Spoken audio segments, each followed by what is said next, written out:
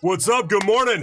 Good morning. Happy Thursday. It is the last trading day of the week. Markets are closed around a lot of the world tomorrow for Good Friday. In case you didn't know, we have a long weekend ahead of us. So let's get the job done today, rest up, come back on Monday, and start off a good next week. As far as news, business first as usual. This morning, we got U.S. initial jobless claims. They came in at 215 versus 225. We got housing starts, whatever.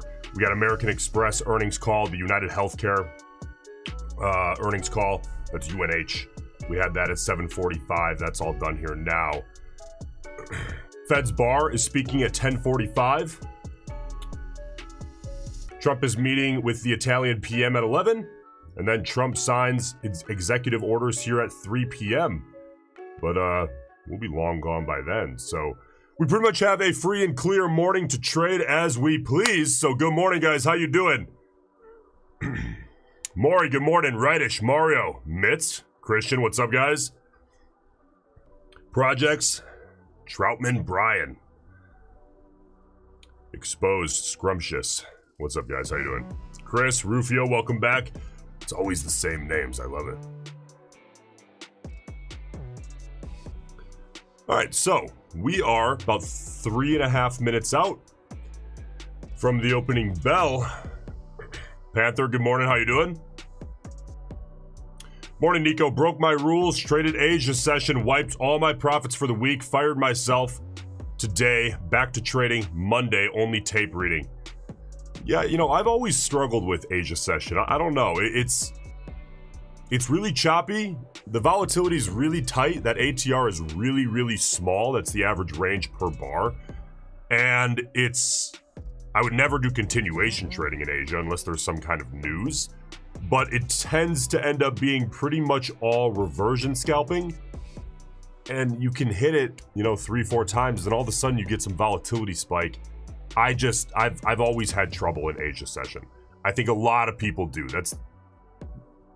I would say generally accepted to be by far the toughest session to trade. Most people just avoid it. Some people make a great living, by the way, trading Asia. I don't want you to think that you can't. They're called pajama traders, right? That's where the term comes from. But I don't. I'm not good at it for whatever reason. So that's okay. Come back on Monday and keep your discipline. Crypto, Savan, what's up, guys? Scott, how you doing, brother? What's up? Good morning. Signal Goose, good morning. Skills, what's up? Keith, welcome back.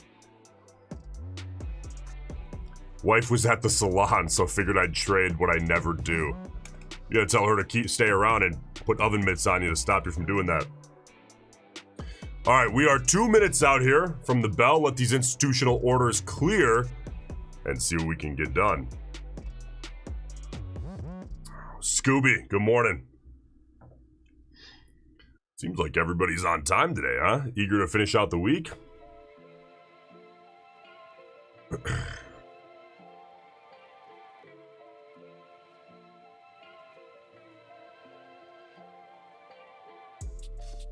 So a lot of people, I've been looking around this morning. It seems like there's a lot of bearish bias in the air. Now, I don't like to go off of other people's bias because it's 50-50. But that seems to be kind of the feel here this morning. A lot of people are not trusting this small little 100-point, 110-point green coming into the open here. So we'll see what we get. Now, first of all, we need to get the market inertia. Last few days, what have we seen? Well, we've seen mostly range-bound trading, which is totally fine. We can take little range channel scalps. If the market gives us a whole bunch, we can do that pretty much all day. But if we end up seeing a wide range with little trends in between with room, I'll take continuation inside of a range. But as far as looking for like big runners, huge trends, I think that's not too probable here today, unless we get some kind of news that changes things, which nothing is scheduled. So we'll see. But heading into the day inertia-wise, we're probably looking at another channel session, range session, which is totally fine. That's not a bad thing, by the way.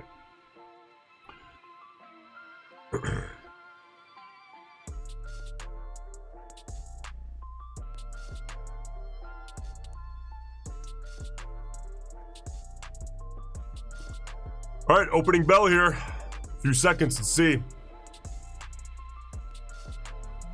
We're gonna get some volatility here. We'll see what we get. See these institutional orders triggering? Just back and forth.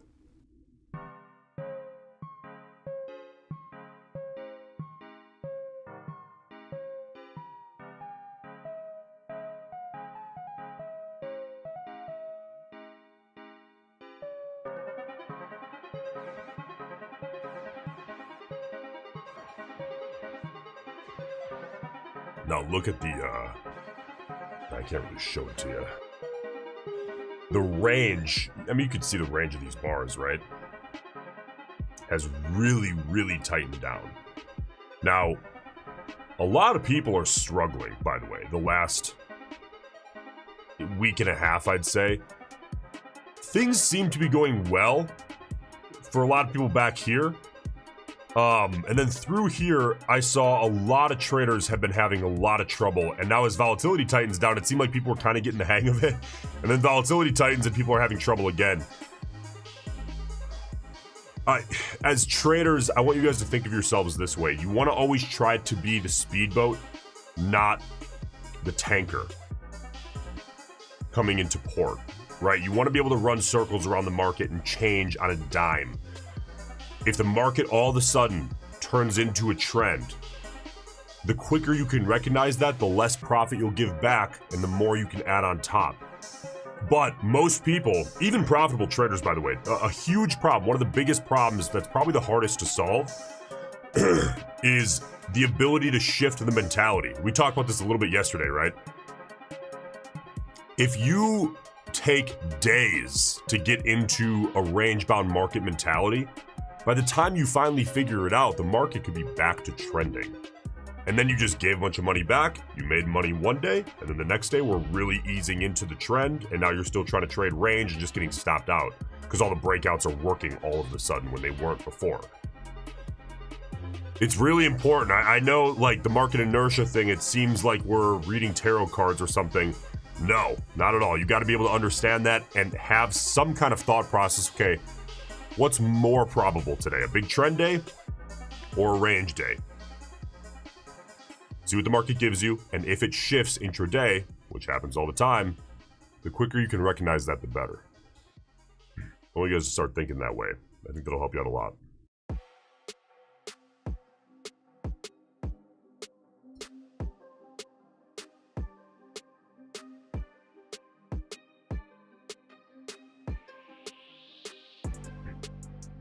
Eric, what's up? Good morning. Welcome back.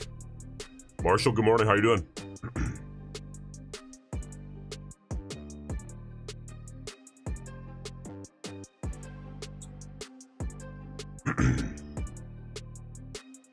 Well, here's what people were worried about. Bit of a dump off the open. Now, that break-even point is, for the Nasdaq, is about 18,380 here today. About that region. So we're getting close. About 40 points out.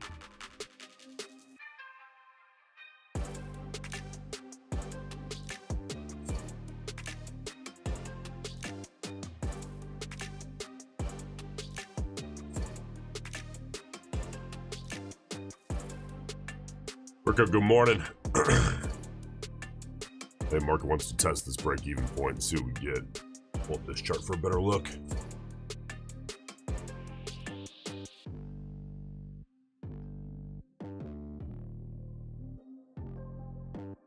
Again, for context here, the last two and a half weeks now, especially, we've been kind of struggling around those break-even points. Market has a hard time deciding whether to go green, go red. It's not normally as big of a factor. It's always kind of there, but I would say as far as tier levels, we've moved up a tier in the last 2 to 3 weeks. Just in this current environment, we're seeing some trouble around that break-even point.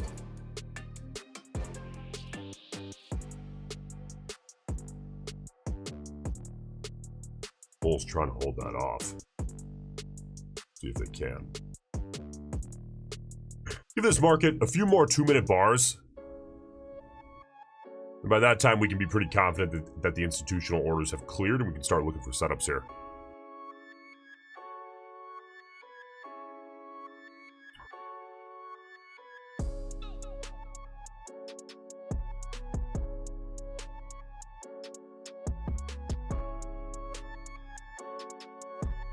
Few headlines here from the president of the ECB.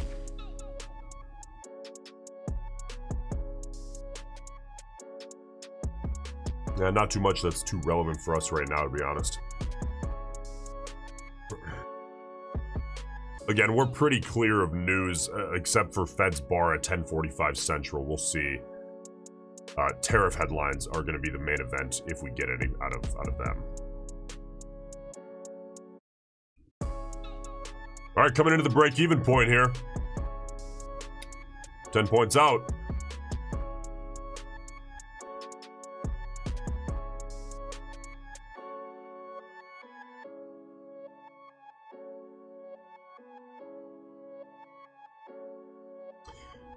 Vinny Wrench, if you don't mind me asking, what are you referring to when you say tier levels?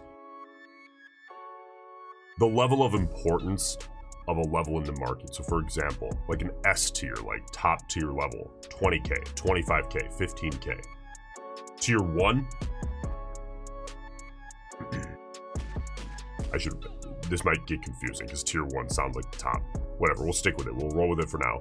Tier 1 would be like 19,000, 18,000, 21,000. But I'm not going to go through all of it. But as far as like going break even, I would call that right now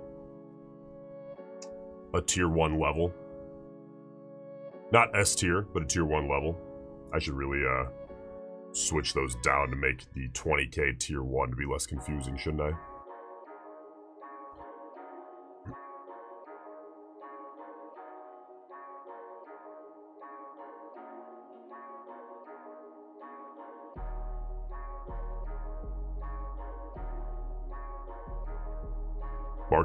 Market really wants to see a test here of this break-even point.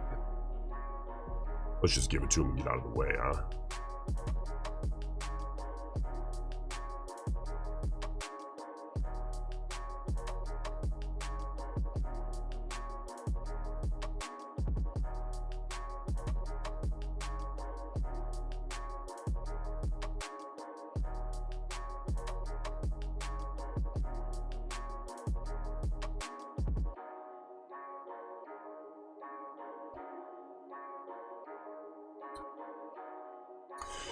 What are you guys trading today? I feel like I haven't checked in with you in a few days. You guys trading evals or funded now? I know we had a lot of people when we first started streaming 3 weeks ago, evals, and then like a week in, everyone was trading funded. And then it was back to evals, whether it was to beef up or to replenish. What are you guys at now? Curious.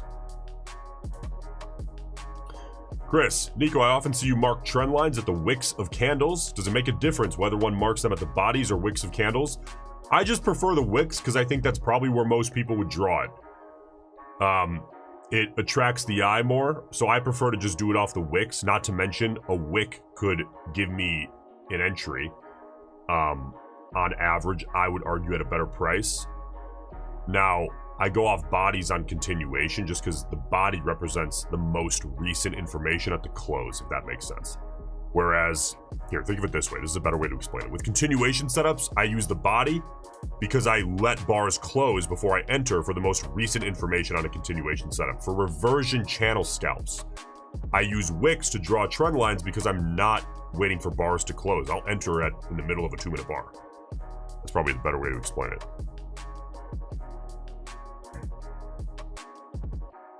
Whitewater Joe, good morning from Germany. Hey, good morning. Beautiful country. Vinny, individual funded. Brandon evals, Brian evals. Mio funded. John, 2 funded Tradeify accounts, cool. Eric Apex funded, 1 take profit eval. Mitz TPT eval, yeah, those take profits, those are assets, man. Daily payouts is, it's a wonderful scenario to be in if you can get a few of those counts going. Scrumptious, quarter of the way through my first 25K eval. Good work. Aaron, traded options for years, starting in eval. Exposed eval. Zachary. Eval was halfway through, down 2R after yesterday. Now I'm back to a third the way there.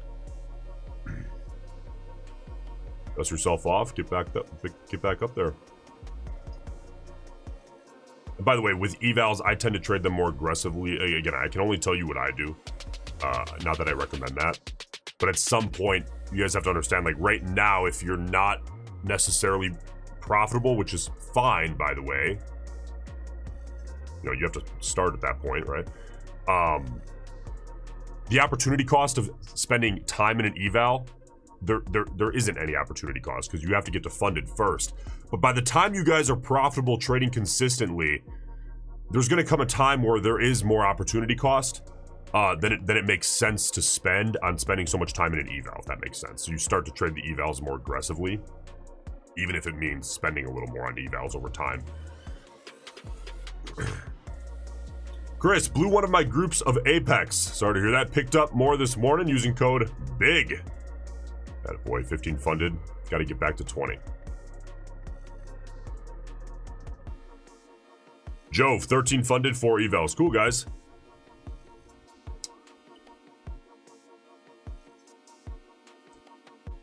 Scooby, back to evals. For me, lost my 2 fundeds on an entry error on my part. Still here every day. Hey, Bruno. From Brazil. What's up, brother? How you doing?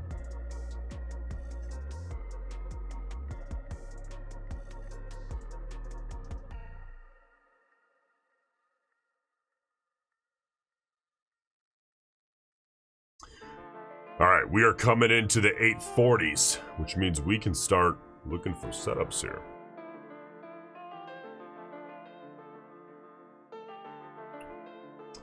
Now, with this bull candle, I gotta tell you, I imagine we're probably gonna see some kind of a range develop. Also considering the market inertia, right? So, right now, that's my mentality. If I get a nice continuation setup, oh, I'll take it. But, with the market inertia, I imagine we're gonna see a range before we see continuation.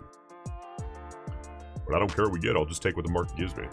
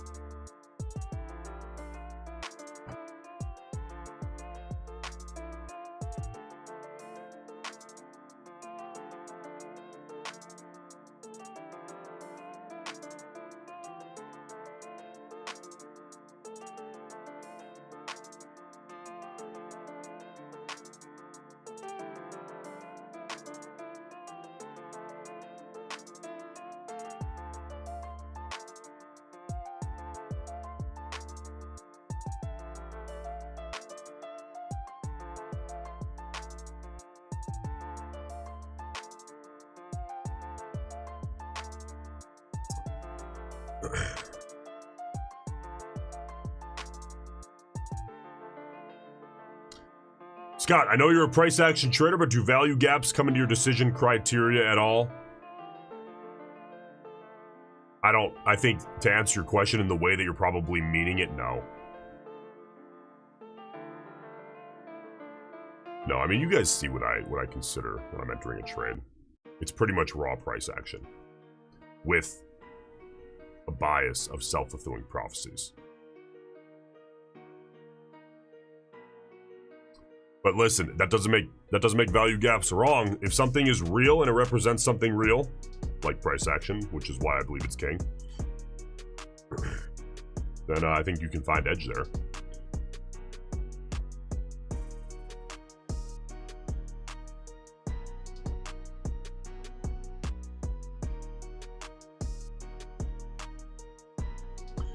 Eric, is it an early close today, 1 p.m. Eastern?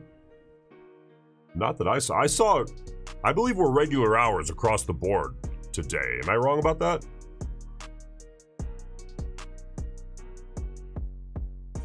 Doesn't really affect the morning session for us. Yeah, it's regular hours.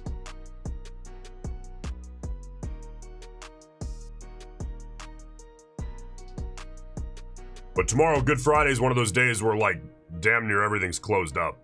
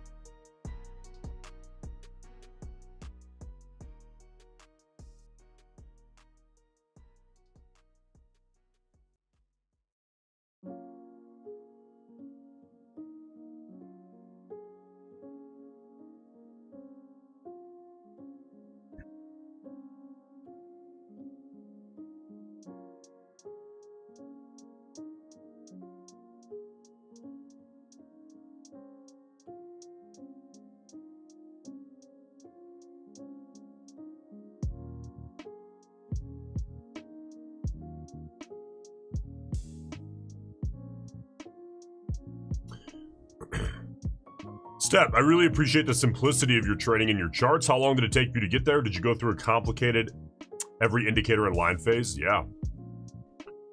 Yeah, so I've been trading for almost 10 years. Let me think. Maybe probably 8, 9 years at this point. Almost 9. Which is not, you know, I have been trading 40 years, obviously. But I will. Yes, we all go through that phase. Here's how it works. Everyone starts with a new, fresh chart with nothing on it. And then over the next 12 to 24 months, well, let's say this, the next 6 to 12 months, their charts have every indicator under the sun on it, and then they're just paralyzed. They have no idea what to do because nothing works. And then after years of trial and error of trying each thing individually, I think most traders eventually come back to this.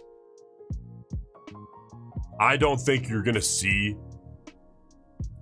good traders with crazy charts just because it makes things too difficult to read. That makes sense.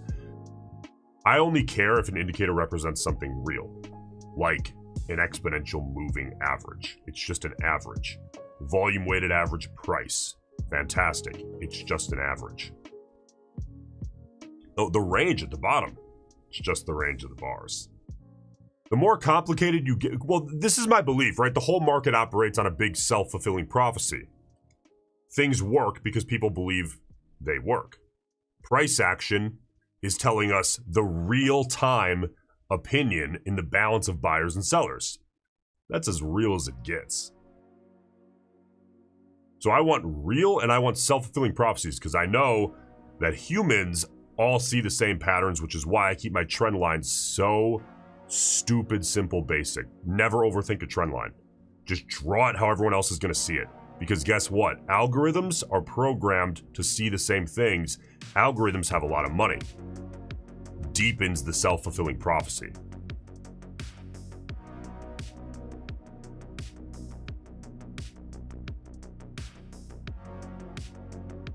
I think a lot of people are scared to remove indicators, and this is real. People are scared to remove indicators because they think they're going to miss something. But there are so many ways to find an edge in trading. There are so many ways to find an edge that just focus on what what makes the most sense to you. And if you have nothing at all on your charts, even better. You're not going to miss anything. Just focus on the one edge you want to get. Because if you try to get an edge in every which way, you're not going to get any of them. Just chase one. Which, by default, ends up meaning you have very simple charts.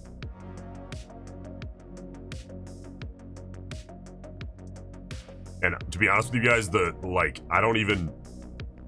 I'm a huge fan of volume weighted average price on stocks. It's not even on my chart for futures.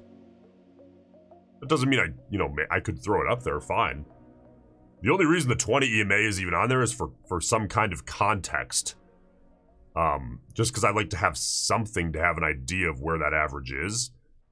But, I mean, you guys see, it comes into play as a supporting factor at best. Right? It like tells us where we are in relation between the 2-minute and the 5-minute, which is why I have it up on both. That's really the only reason I have it up. But the range I do think is very important. I think it's important to understand the range of the current bar or a specific bar on the chart compared to what the average was at that time. That I do think is worth knowing. But that's just as real as it gets. That's not like an indicator. It's just showing me information.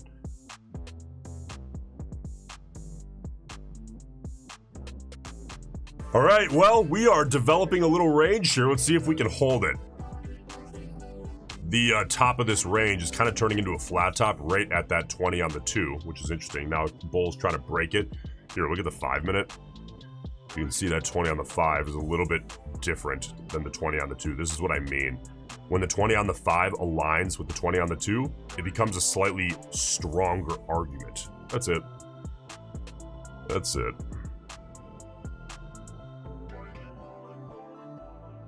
And the only reason I care, by the way, is because I know a lot of people use the 20 on the 5. Not so much the 2, though I think the 2-minute chart's highly underrated. Just a different way to display information. And by the way, when you select what time frame you want to primarily trade a certain security off of, here's how you should choose.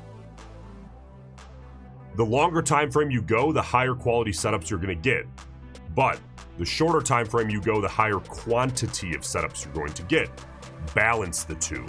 The 5 minute, very high quality setups for me, but it doesn't give me enough to exploit my edge as much as I feel like I could. The 1 minute, more setups, but quality starts to fall. So the 2 minute, maybe the 3 minute would be great for some people. It doesn't really matter. The 2 minute for me is a great balance here.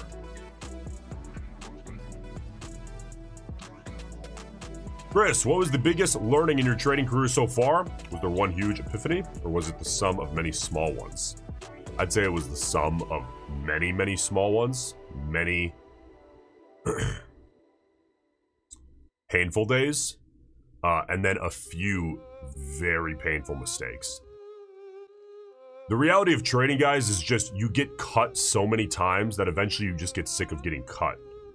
And for me, for my personality type, I think I had to get cut that many times to really, like, understand. No one was going to tell me, like, hey, like, you should probably really, really have discipline. You probably shouldn't move your stop. You know what I mean? Like, it's just, you get cut so many times, you just get sick of getting cut. And then you get chopped in half a few times, and you're like, okay, well, getting cut is a little better than getting chopped in half with a dull blade. Which happened to me a few times. I once had a leveraged NVIDIA short. It might not have been NVIDIA. This was years ago now. This might have been before NVIDIA's time. I had a leveraged short it was a big blue chip name either way. And it was most of the money that my wife and I had at the time. It was in the trading account, and I held through earnings, and it skyrocketed. And I lost like 75% of the account. Way more than we could afford to lose that. That's getting hacked in half with a dull blade. And that's one of those where you just like, you feel nothing. You just lay on the floor and stare at the ceiling for a while. You're like, what the f am I doing? That's one of those. And those stick with you. It's really, yeah, it is traumatic. And that happened to me multiple times.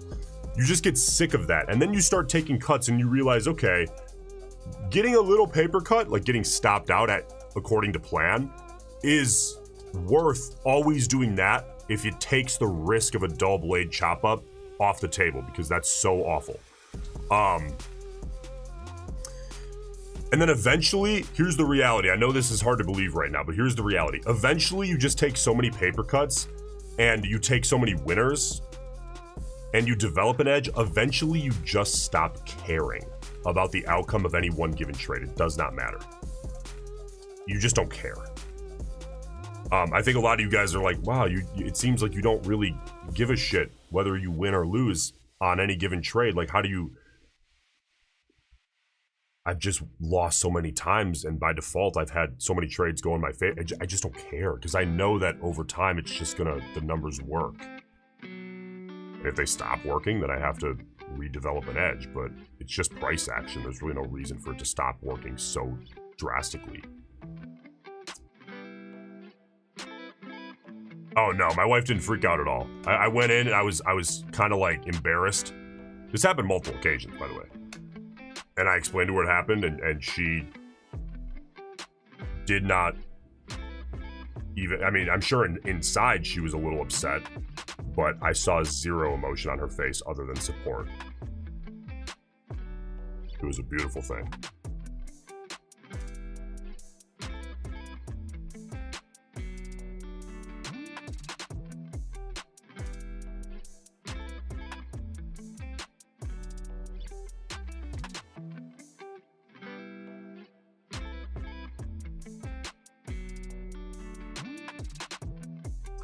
All right, well, let's see if this market can give us a range. It's a little tight right now, and continuation has been a lot of wick back downsides, so...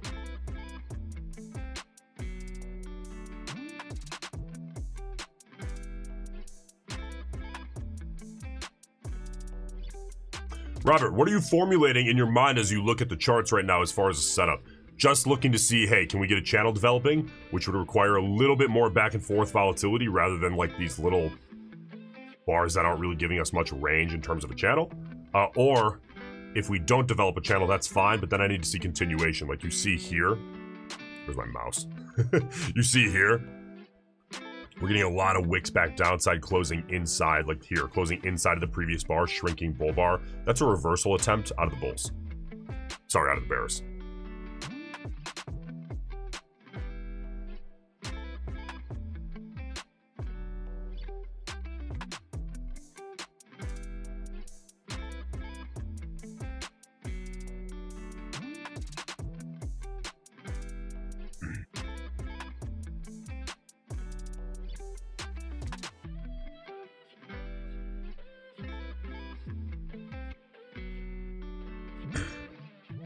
But I think you guys now understand why I have a justified, by the way, because I know a lot of you guys have been here also, deep distrust of mid-term overnight trading, like one overnight to a few weeks out, unless it's net options sell strategies, net sell option strategies more so. I love trading intraday because who's in control? Me. I'm in complete control. If we get a news headline, doesn't matter, I'm covered in both directions. Long-term investing, I'll bet on the US every damn day. If the US goes under and everything goes to zero, we have bigger fucking problems than my money going to zero. So both those love it. Midterm intraday stuff, I've explained this in the past, I don't want my fate to be in the hands of a CEO who's in a bad mood and decides that they're gonna make some announcement that crashes the stock. Or they're like, you know what, let's brag a little bit, I'm sitting short, and they get on and pump the thing into oblivion, and now I'm screwed because of a one-off decision by a single human being. That midterm volatility makes me very uncomfortable, and a lot of people think swing trading is like safer than intraday day trading. I would heavily disagree. I think if you're a disciplined day trader, it's, in my opinion, now the reality says otherwise, but in my opinion, a heavily disciplined day trader is one of the safest ways to participate in the market. The reason it's not safe is because most people aren't heavily disciplined and they have lapses in emotional control, which if you can avoid, you're doing well. Okay, I'm looking for a continuation setup here. If we can get a nice big bear bar to the downside, closing at the low, coming into that flat bottom on the 2-minute. You guys see that?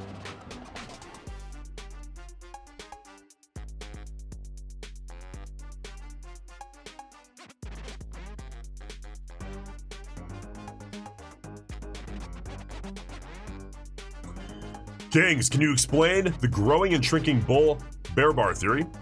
I tried going back and looking at potential trades. I'm having problems seeing the process on when to get in. Thanks. So it's just telling me more and more recent information.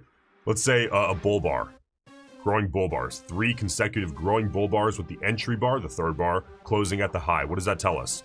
With each consecutive bar, bulls are gaining confidence, bears are stepping out of the way, losing confidence, one or the other, or more likely a mix of both. And then the most recent information is the close of the 3rd consecutive bull bar. And if it closes at the high, the most recent information is that, okay, bull to bear balance is the most out of whack it's been this entire series of those 3 consecutive bars. That right there is the theory. And it's real. That's the edge, that's it.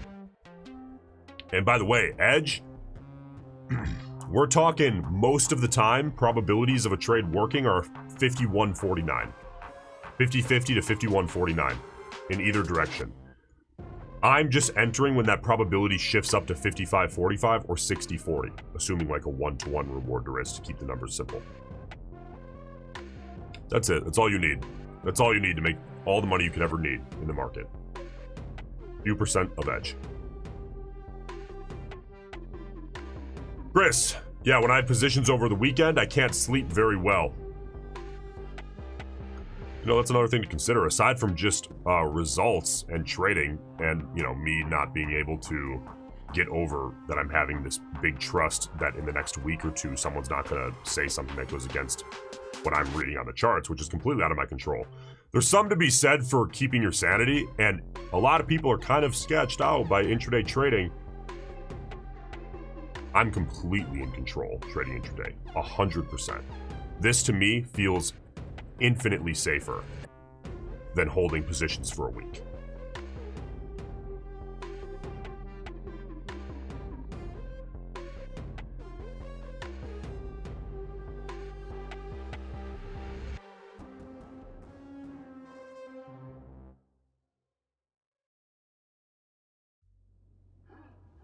So I think day trading is just misunderstood, to be honest with you, because most people, there's a very fine line. You can treat the market like a casino. I, right now, like this, could start gambling if I wanted to, and most people do. Which is why it gets a bad reputation. But you're in control if you're disciplined. People in your life don't have a leg to stand on if they're saying you're gambling intraday. Now, if you're buying stocks, holding them for 2 weeks with no inside information, they would have more of a leg to stand on. But intraday, they don't know what they're talking about. You can ignore them. Vinny, are you still using Thinkorswim for futures? This is Thinkorswim. I use it for charting. This is NinjaTrader plugged in via Rhythmic and Tradeovate. So this is the actual trading platform.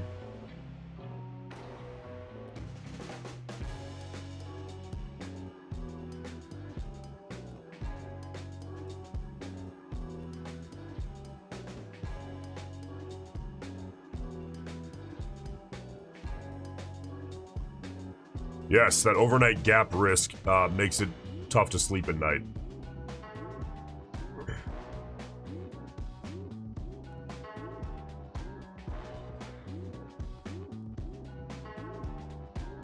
We're getting the early stages here of what could end up being a little descending channel. Oh, I gotta, hang on. Gotta reconnect.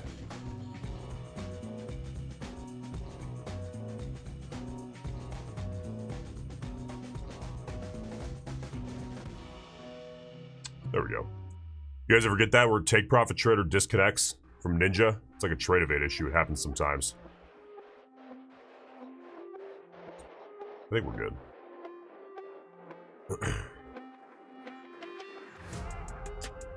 All right, seeing if we can put in that little descending channel. Otherwise, again, we still have that flat bottom down at the low of day. It's kind of a messy flat bottom, to be honest with you, but it's there.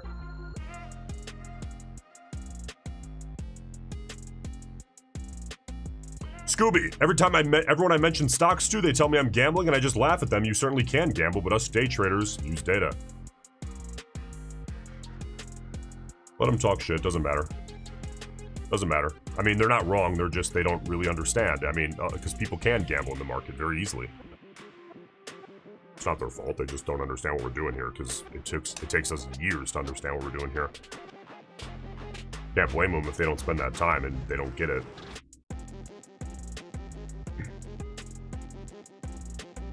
But I would argue that we're taking more control. And just buying Tesla and letting it sit for 3 months is more of a gamble. So, different opinions.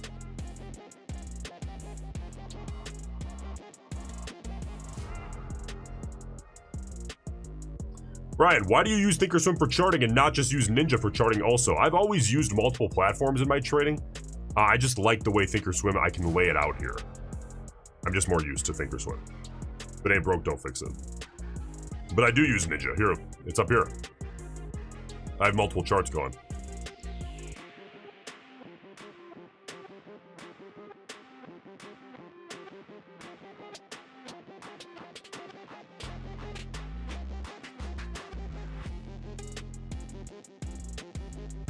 Yeah, you know, a lot of you guys in the chat saying, like, oh, I wish people would listen. I wish they do. Just stop talking about it.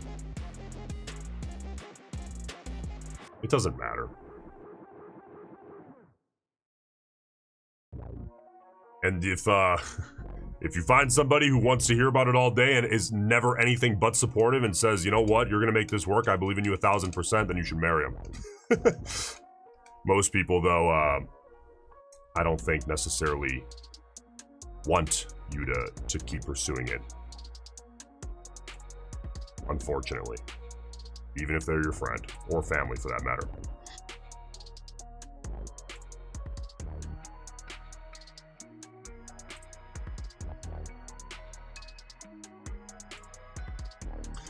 All right. We are getting little signs here. Here's what I'm watching.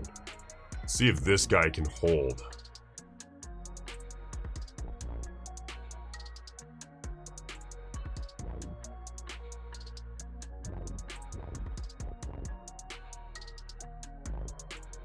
Kind of tight. 60 points.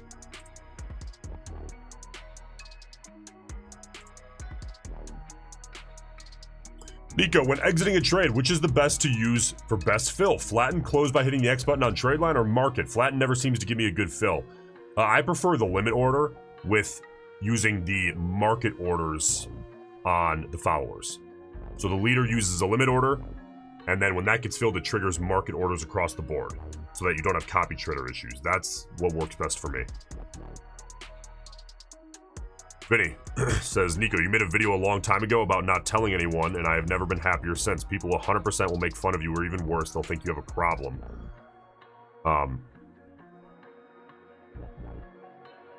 Yeah, I mean, listen, guys, unfortunately, and this is not, I'm painting with a very broad brush here, okay? And there are 1,000% going to be a few people in your life, maybe one person in your life who is like, you will do this. I have zero doubt in my mind. And you should keep them around as much as possible. But a lot of people, unfortunately, here's just the truth, they'll act like they want you to do well, but until you do a little bit maybe better than they are. And then they'll be very bitter. I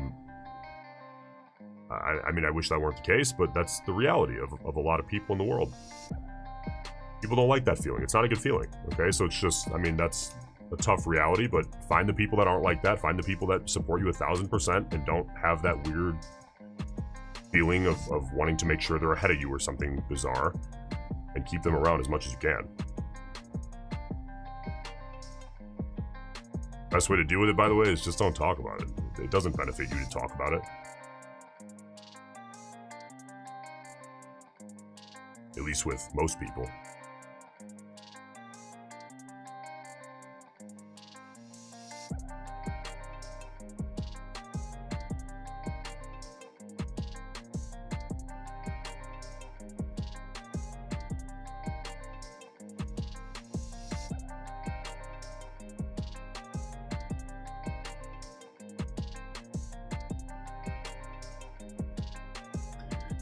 Alright, let's see if we can get this channel starting to get really bar-y, like single bar tests on the channel. So let's see if we can get this widening out a little bit.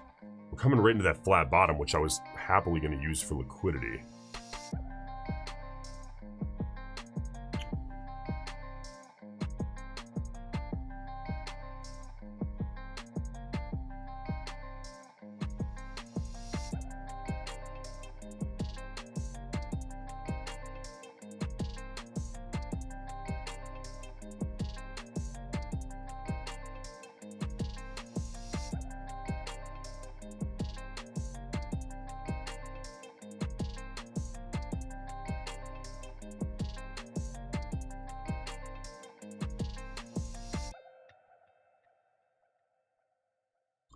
That's the job, David. You want to be a trader? This is the job, man.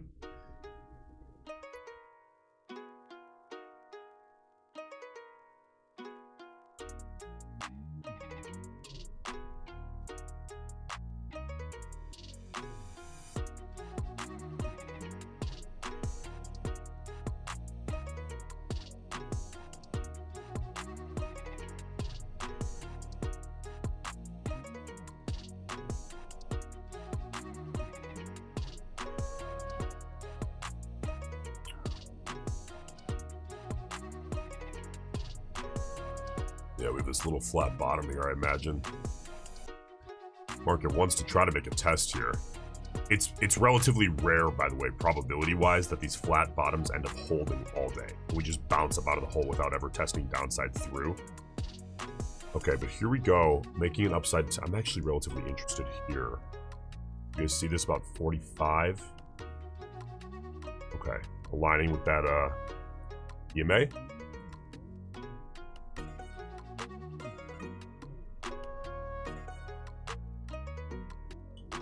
Interested in getting short on a retest of that EMA aligning with the trend line.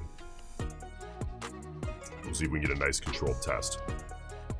And by the way, the target would end up being before that flat bottom, but heading down toward a test because I know it's tempting the market. We'll just see if we can time it properly.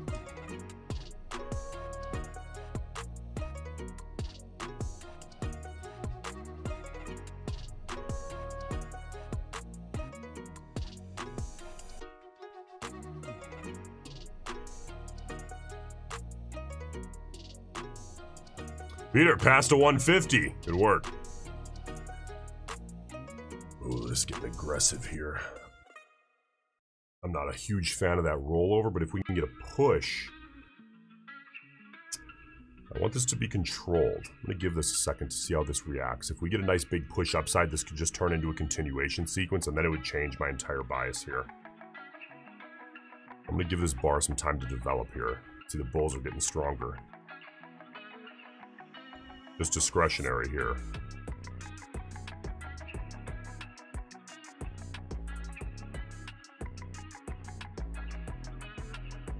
$20 on the 5-minute at 475 currently, 474.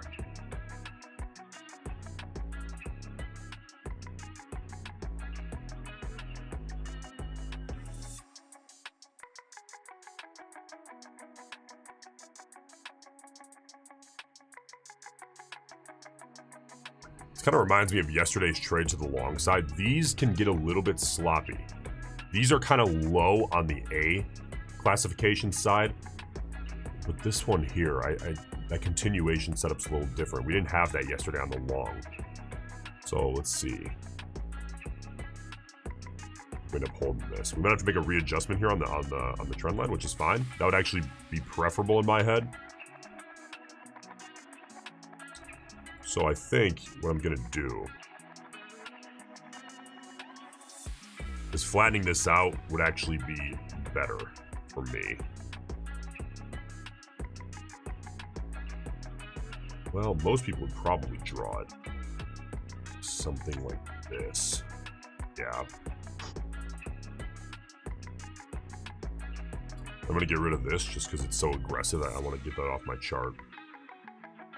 Then you can see this is aligning a bit better now with the EMAs. Don't just change the line to make it align better for your trade, by the way. Make sure it actually makes sense. How this is how most people, I think, would draw this.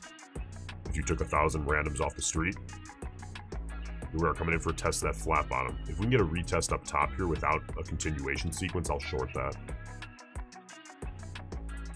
Similar to yesterday's trade, just opposite direction. How does TradingView perform for scalping? Is it fast enough? I don't have extensive experience using TradingView in actual practice. I've obviously messed around with it many times, but TradingView has gotten a lot better over the last like 3 to 5 years. I remember first kind of testing out TradingView to see if I wanted to try it out maybe 5 years ago, and it was not nearly as good as it is now, but I think it's plenty fast, yeah.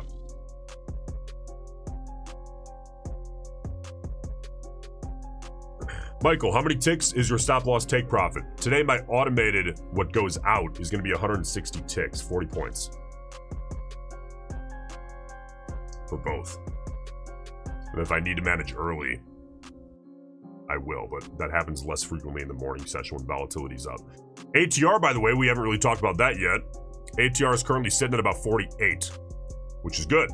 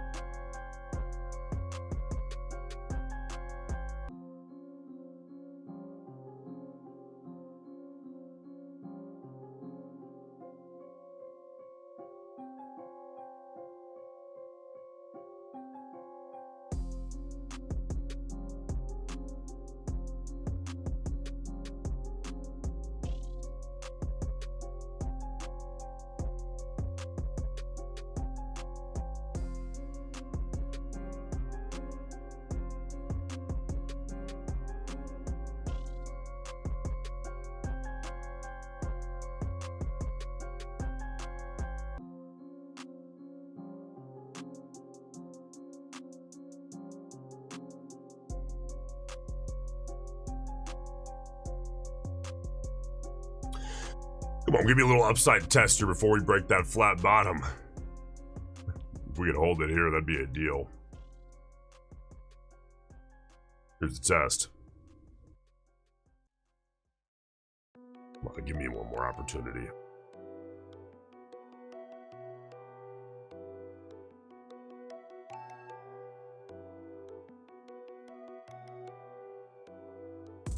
Well, Bull's holding it off for now. Let's see if they can give me something here.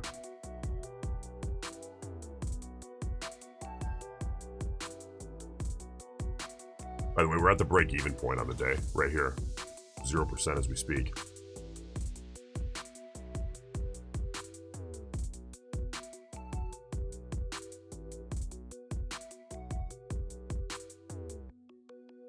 If you guys haven't yet, please press like on the stream. Helps out tremendously. For real, you have no idea. Appreciate you doing so. Let's see if we can get an upside test here, and I will take it short if we get another controlled test to the upside with that 20 EMA on kind of the 5 and the 2, kind of straddling that trend line though. What I'm really watching.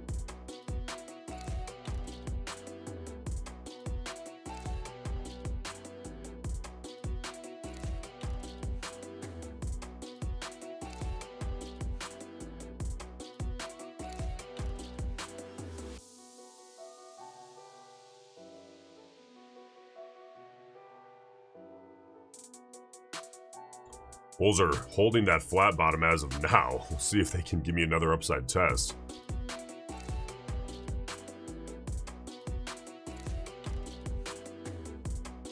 Yeah, just give me one more shot here. If it does break down, then I'll be looking for continuation, by the way. Which is fine.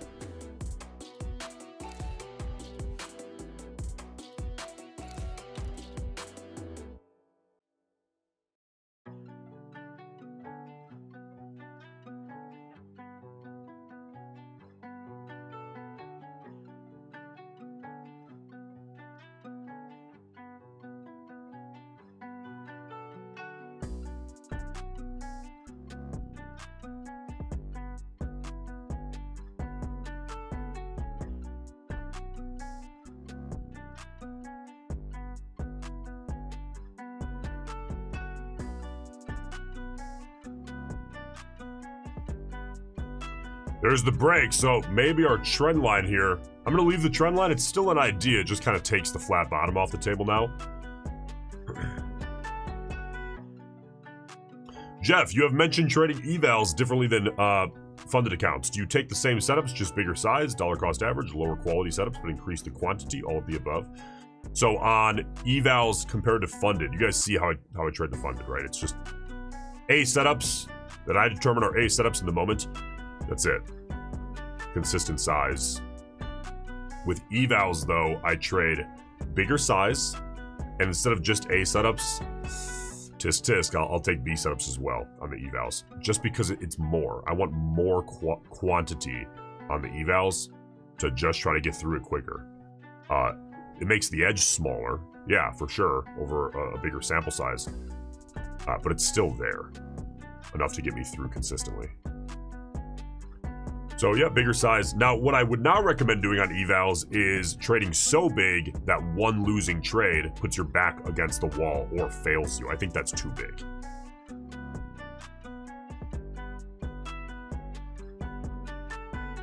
All right, watching for continuation now or an upside retest of that trend line. Either way, I'm cool with.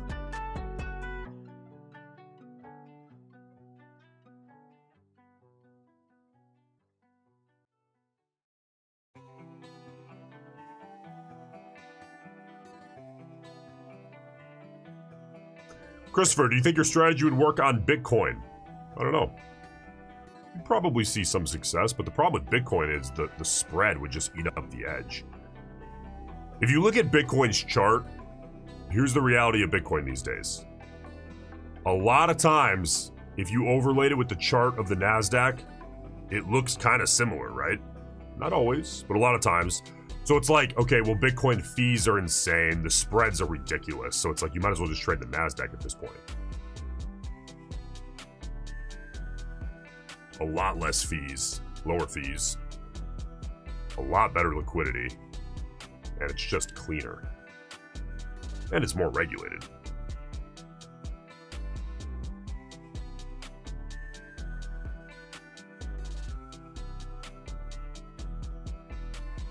Yeah, I gotta tell you, I'm not... Some of you guys might not be happy. I am not a fan of actually trading crypto at all. Fees are ridiculous. Spreads are huge. It's just not. It's just about the worst security to try to actively trade, in my opinion. Forex is also really tough, I gotta be honest, because Forex is the most efficient market in the world, which means the edge is the hardest to come by. And the pricing, it's not regulated in the same way as futures. So the pricing is, in some cases, like up to your broker, which is bizarre. So crypto and Forex, I would say, are just about the worst products to try to trade actively. And the best active trading product, I would say the two, these are very different, by the way, but the two best active trading products are going to be futures, in no particular order. Futures, because they're designed to be trading and hedging products, and they're beautifully designed. And small cap momentum stocks when they're liquid enough. Those two are wonderful. Everything else is kind of in the middle for active intraday trading.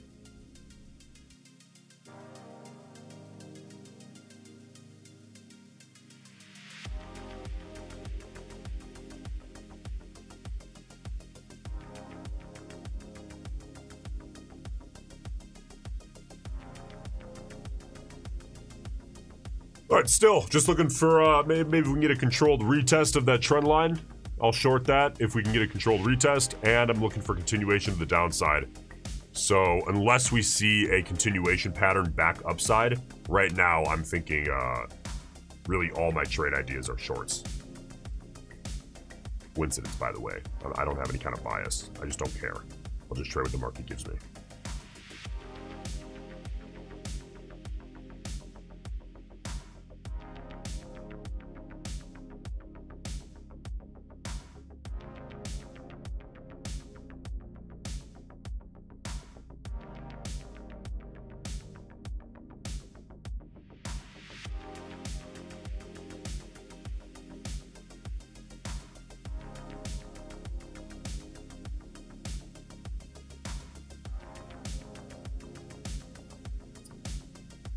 All right, I'll be back in 2 minutes.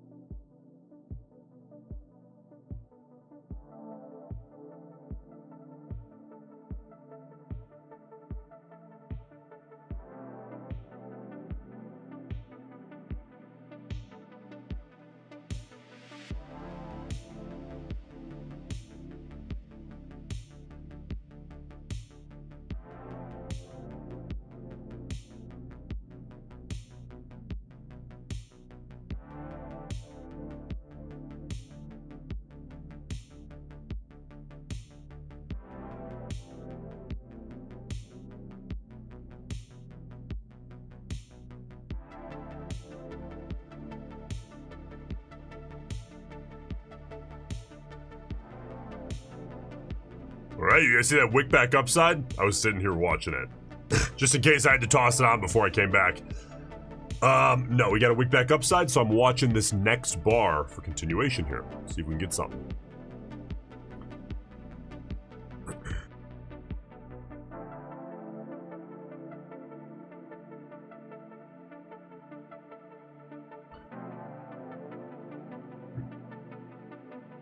Sorry for all the questions due around here.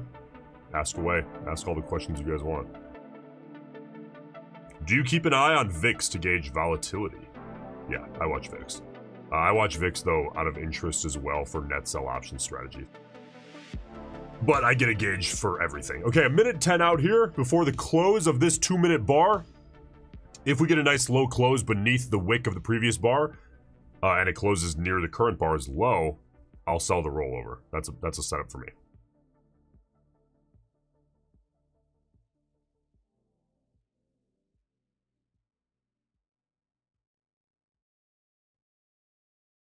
"45 seconds out here from the close of this 2-minute.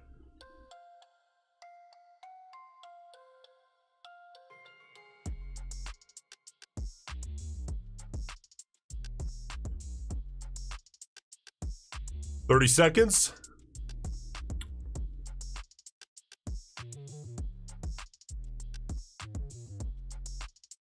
I'm keeping an eye on this, by the way.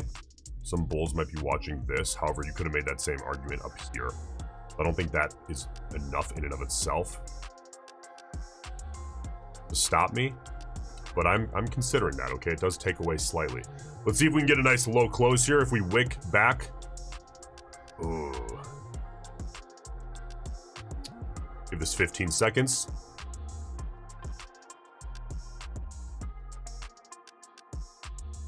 "5 seconds. See if I can get an entry here. I want to see there, and I will. I'll put that on short on that little bit of a back test there. So I am sitting short here now. Average at 23. Stop up at 363.50. Take profit down to 283.50. I'm getting a retest here. This is volatile here. Obviously, this is the 9:30 bar. Not top of the hour, though. 15 points in the money. 20 points in the money. Get target down to 283.50. 25 points in the money.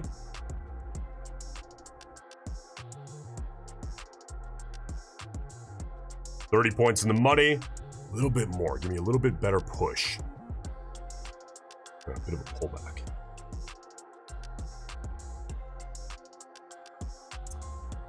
All right, back to 35, and there. We are out there. I am not flat. Let me flatten. There we go. So we are fully out there for a winner. Make sure I'm flat here. Okay, and here's what we got.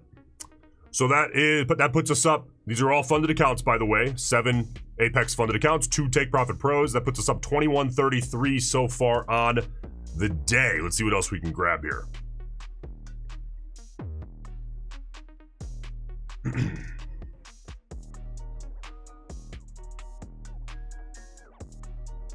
That was a volatile bar. That was kind of interesting to see that. Nice quick trade, though. It feels kind of back to normal. The trades the last couple of days have been taking longer than average.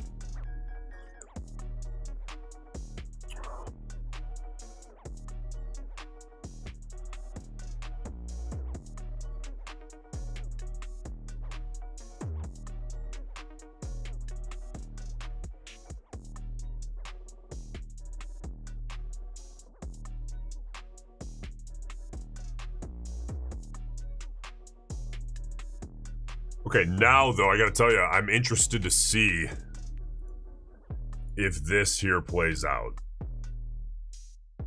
I would draw it like that. Now, this here is a pre-market level, okay? Holds a little less weight in my head. Here we start with market levels after open. And here. Forrest, oh, I'm glad you asked. How often do you do lives? Every day that the market is open, 8:15 a.m. Central to 11 a.m. Central, approximately. JM, what does it mean when you say flattened? So what I mean when I say flattened is with my copy trader. This is a good question, by the way. Sometimes when I hit take profit, Not all the accounts flatten, and it's not, they do flatten, but NinjaTrader still shows ghost positions, which is a problem with NinjaTrader that everyone's trying to get fixed and no one's been able to fix yet. So it still says I have positions in a few of the accounts. So what I have to do is I have to close them individually, and then what it does, because I don't actually have a position, it flips me the other direction just briefly. So I just take the hit and I pay the commission, whatever, I don't care. I just press it twice, it flips me the opposite way, and then I close it, and then I'm flat. This is an issue, it's well known inside of NinjaTrader, but someday someone will fix it. Right now, it's just something we have to deal with. Sometimes it makes you a little money, sometimes it costs you a little money, whatever. To me, it's kind of like a net neutral other than the headache of having to actually flatten it. But when I say, okay, I gotta flatten, that means I had a copy trader problem and I'm fixing it. That's it. But that's where we sit, 21.33 so far on the day. One trade so far. Let's see what else we can get.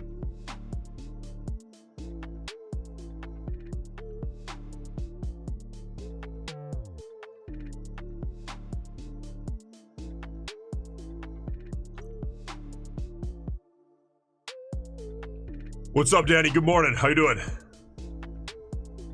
Yeah, Zachary, it's a NinjaTrader issue. It's not a copy trader issue at all. I've actually looked into this pretty extensively. I've talked to multiple developers of copy traders, and they're all racing to try to fix it, but it's a NinjaTrader problem, so we just got to deal with it. It's not that big of a deal, though, to be honest with you. Once you kind of realize what's going on. For the longest time, I didn't really realize what was going on, but now I know, so it's fine.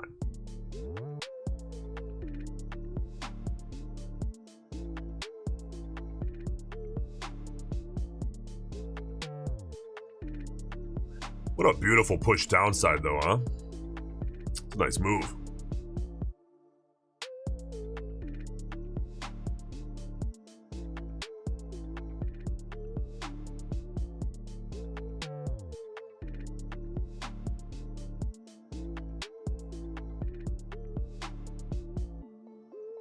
Troutman, I sold $9.50 calls on my forward shares. It's currently sitting at $9.52. Expires today.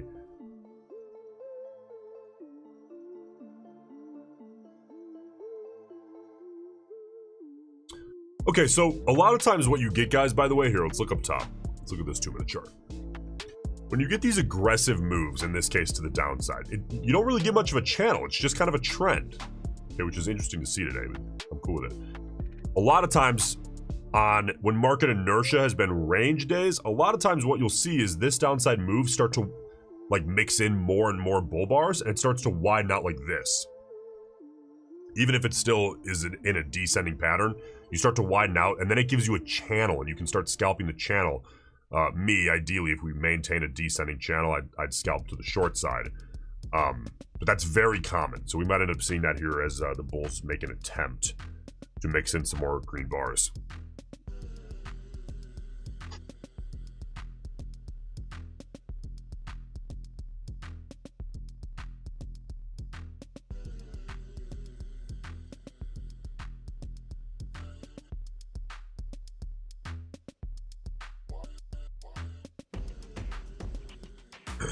Troutman, I won't be sad if they get called away. I'll just sell cash secured perts to re-enter at $9. Hey, best case scenario, just run the wheel. Big fan of the wheel. If it's run, responsibly, which is usually the slower way to do it. But the wheel's a great strategy.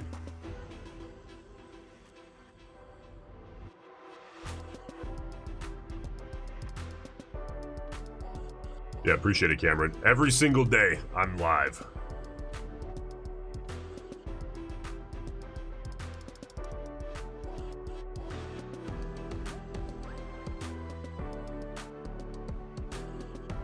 Lee, that downside move probably crushed the stops people had long yesterday in that area. 18,260 was definitely a hot spot yesterday. Yeah, I think a lot of this move is honestly stops just getting hit. People trying to buy the bottom here today, which, by the way, take this from a lot of experience and a lot of pain.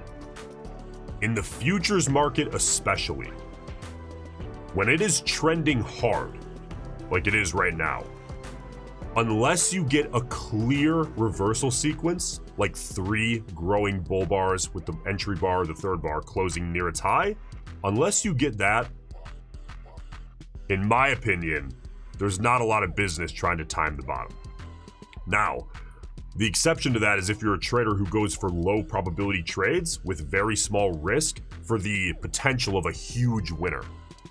In that case, you're trying to time the bottom, but what most people do is they buy the bottom and they move their stop, or they don't put a stop, or they keep making their stop bigger because they're like, no, now it's going to reverse, now it's going to reverse. You can save yourself a lot of pain and a lot of money by stopping doing that, laying down and saying, okay, if the market's trending, I'm going to trade with the trend. Unless I get some kind of reversal sequence, right?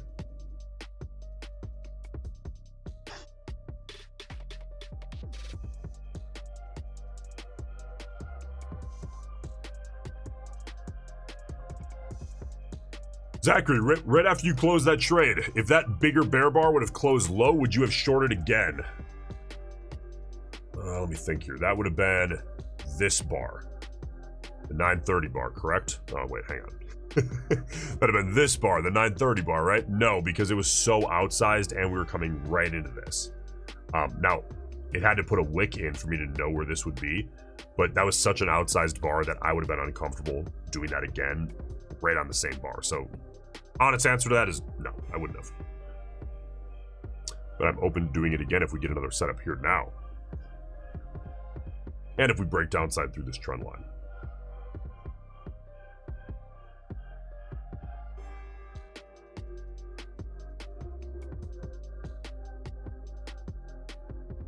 If you guys haven't taken advantage yet, it's back, baby. Apex is 80% off. Use code BIG. You can pass in 1 day.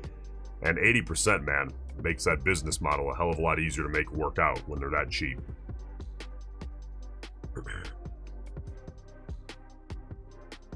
All right, Bulls attempting to get a little reversal sequence going here. Let's see if they can have some success. You can see on the 5-minute chart, they're trying to put in their first green bar and not doing so hot at it in, what is that, nearly an hour. So we'll see if they can.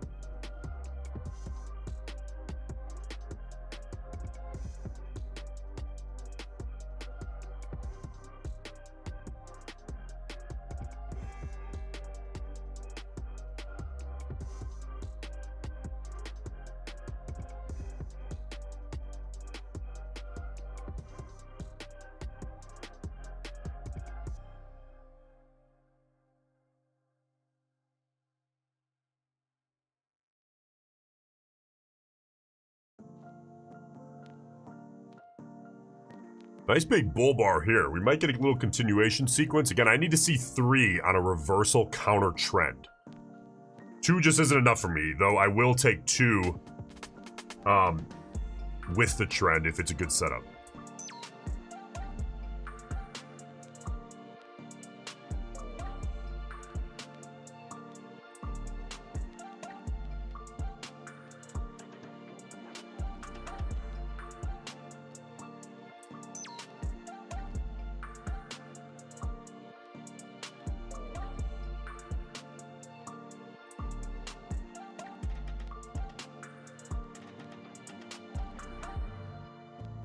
Big bull bar here, look at that.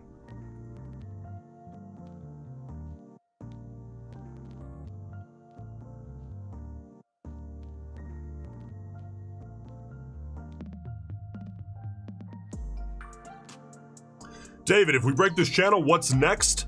Next price target? I don't, you know, that's not me. I don't trade that way. If the market gives me a setup, then I have to look at, okay, what's the situation right now? Is there anything in the way? Clear sky, clear down below. You know, what's up? A lot of people say, oh, if we break this level, next price target is this. And that's a different kind of price action trading. That's a little more intraday mentality. I always have more of a scalp mentality. So if I start thinking that way, it does nothing for me except throw me off. So that's my honest answer to that question.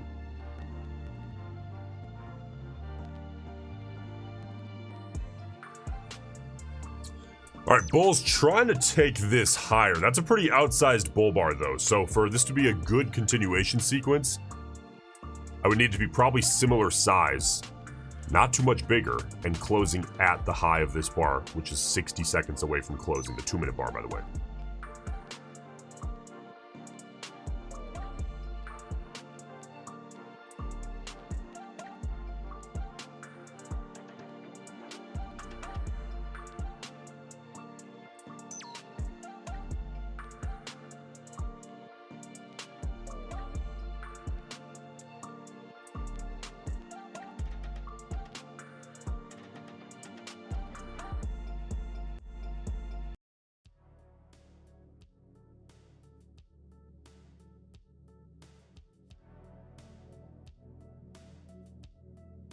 20 seconds out here from the close of this bar.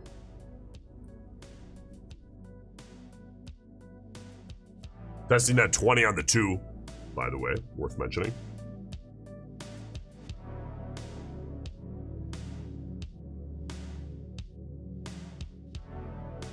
Quick heads up, remember that 380 area, that's going to be the break-even point on the day for the Nasdaq, so pay attention there.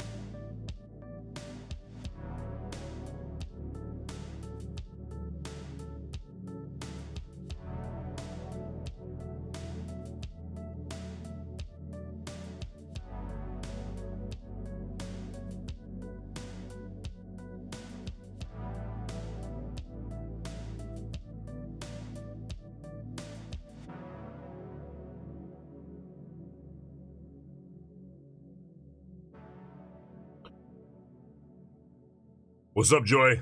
Good to have you. I'm glad. Scott says, does the prior flat bottom hold significance? Well, I think about it, but it's not the same as it was previously. I think about it as a potential point. The market might hesitate if we were to see that, but it's not anywhere close to what it was before it broke, if that makes sense. Because before it broke, we had a whole bunch of stops and a whole bunch of people looking at that like, hey, is this thing going to hold? And now it's just a previous level, which is, I would argue, maybe 2 tiers lower in terms of importance. Trick Biscuit, what's up? How you doing? Good morning.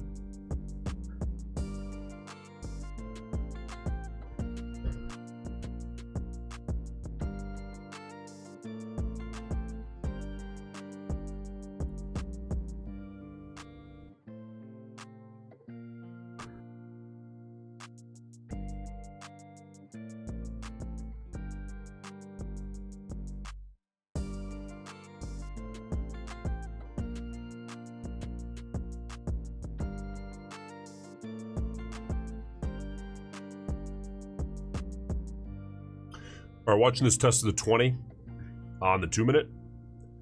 Bars are shrinking a little bit. Let's see if the bulls can push up out of this and get some growing bull bars. If they can do that, by the way, next thing I'm paying attention to is, of course, this 20 on the 5, which is currently sitting around 18.4.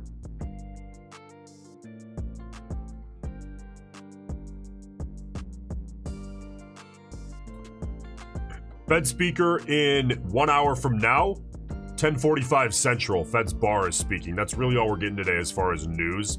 And then at 11 Central, Trump is meeting with the Italian PM. And at 3, he's signing some executive orders. So we'll see if we get some tariff headlines from those 3.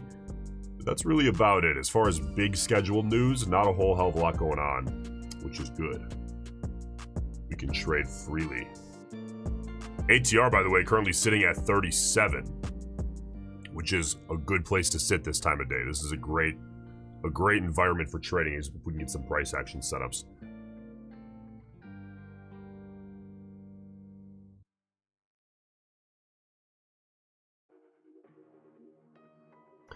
Yeah, Michael, that the bluish purple line across the board is going to be the 20 exponential moving average.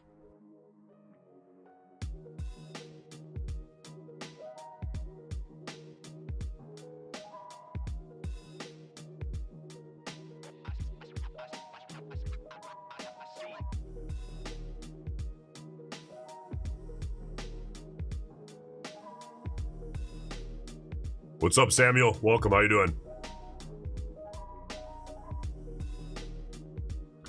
Well, the Bears are holding on to every little glimmer of hope that they can with this 20 on around the 2-minute. Not that the 20 on the 2 is so heavily watched, by the way. The 2-minute is I think, a very underutilized, underrated time frame to trade on. And again, reminder, it's not like the time frame changes things. It just changes the balance of quality/quantity of trades for you. So for scalpers, the 2-minute chart, maybe even the 3-minute chart, I think heavily underutilized, at least on futures. I prefer the 2. I just think it balances me out just about right as far as quality versus quantity.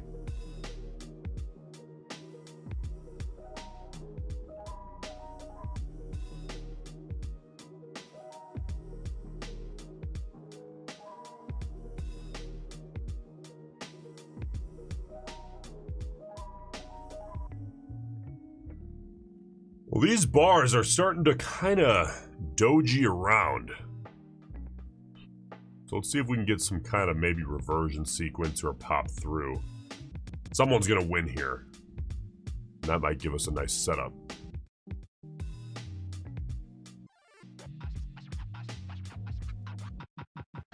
Yeah, Jim, good reminder. Good reminder. We should probably extend this out, huh? I'm not ready to draw it down there yet, but we'll extend that there. See if that comes into play a little bit here. By the way, that is now aligning relatively well with the 20 on the 5, though the 20 on the 5 is still a little bit higher.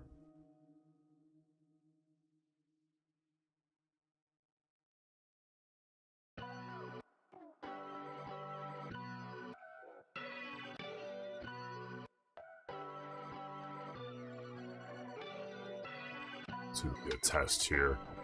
Again, somebody's got to break out of this little sideways action we've been seeing the last like 8 minutes. And then it comes down to, do we see a continuation setup forming or a nice controlled test of that trend line?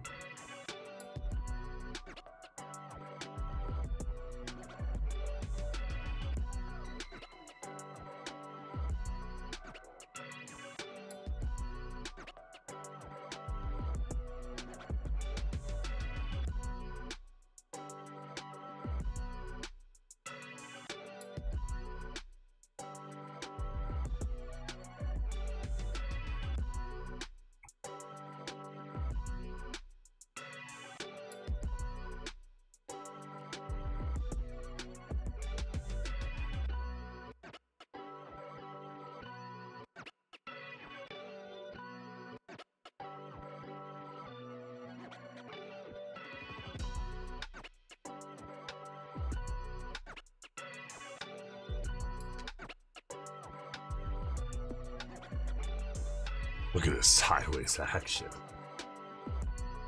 The longer this kind of garbage goes on, by the way, usually the more accepting the break is. The other side, I should say, of the break. Once we actually see a break here. This could also just widen out into a bigger range, which I'd also be cool with.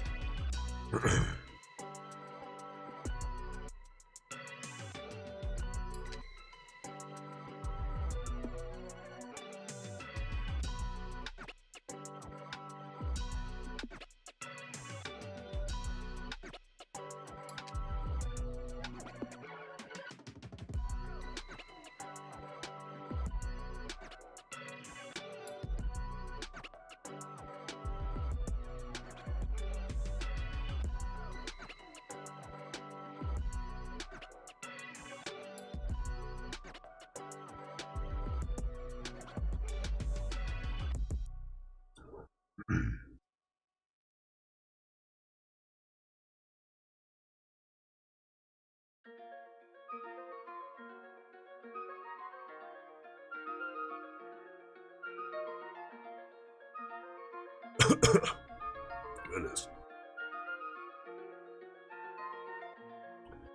All right, let's see if we can get a nice little continuation sequence here out of the Bears. Before I choke on my coffee.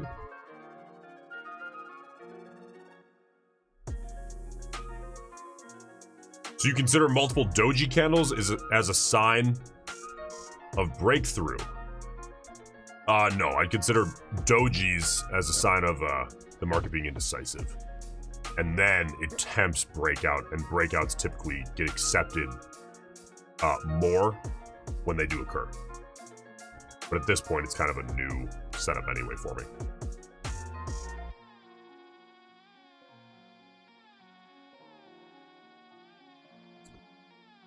Yes, exactly. Let's see if we can get that 30 seconds out here from the close of this bar, though I'd want to see 3. In a perfect world, coming down to that little flat bottom. It's not quite as aggressive of a flat bottom that we've seen, but it's there. You know, about 2 touch points.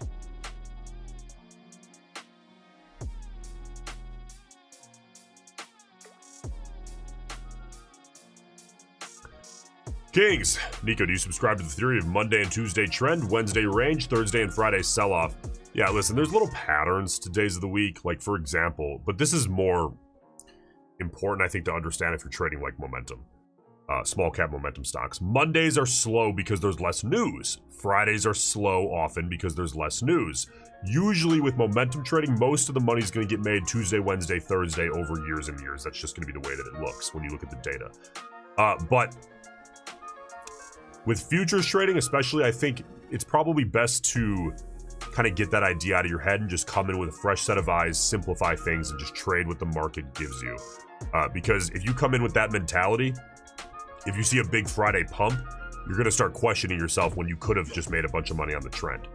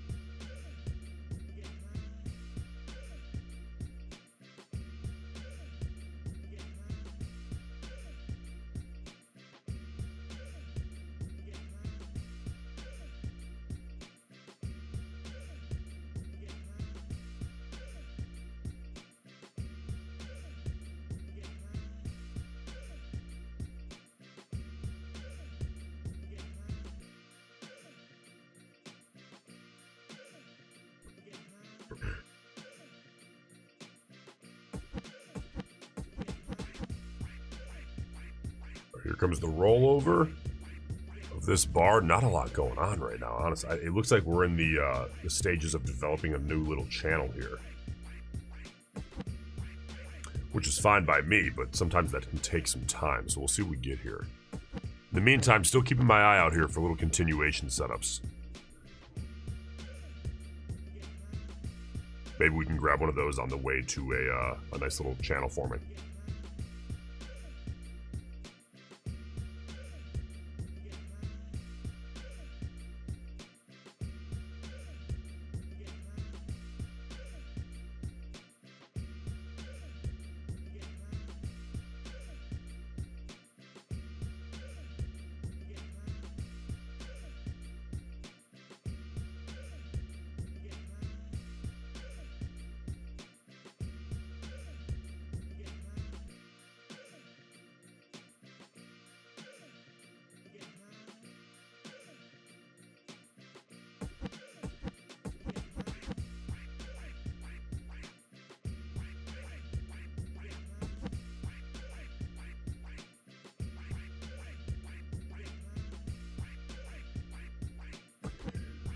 All right, bears trying to take this lower here now. Again, that little flat bottom is in the early stages, but it has me interested if we can get a nice little setup coming into that. I know that some bulls trying to buy this bottom have some stops right below that bottom there, because that is low of day. So let's see if we can get a little test.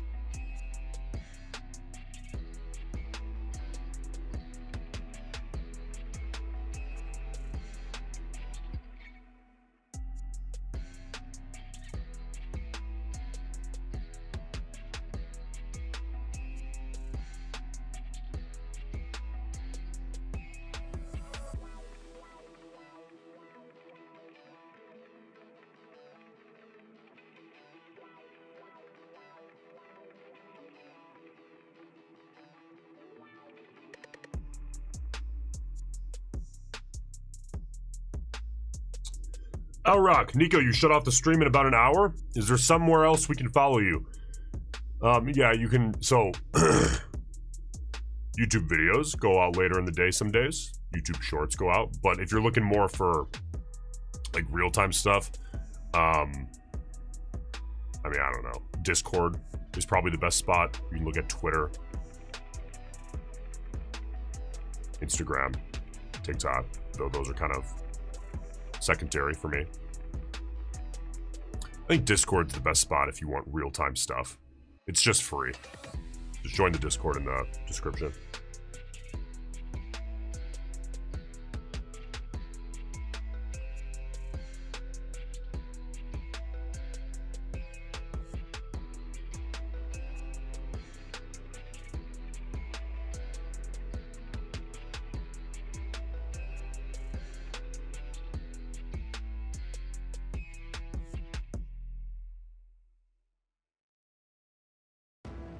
Still watching here for continuation.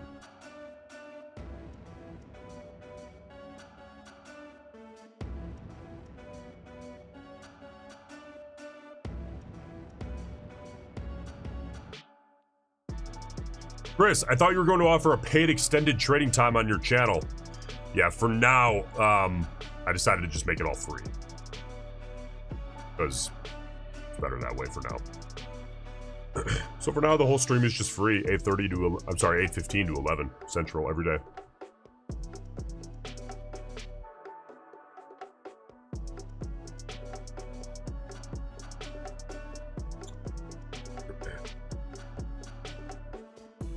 Okay, so 10 a.m. here. Remember, we get a Fed speaker in 45 minutes, and then Trump is meeting with the Italian PM in 1 hour. That's about it.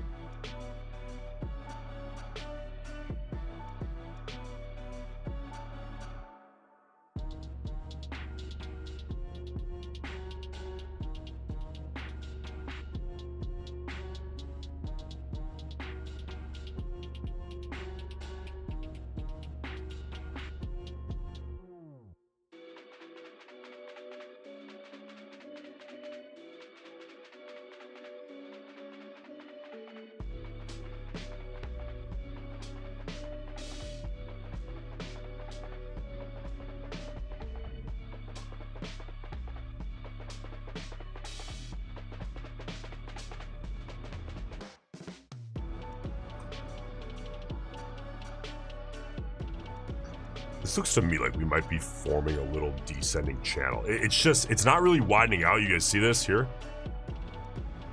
I would really need to see it start doing this kind of thing. And then I would happily short this, lining up with the 20 for a downside test of this flat bottom. That'd be a beauty of a channel reversion scalp. It's just not really there yet. See if we can get it there though. Starting to see a little widening out. It's just not there yet.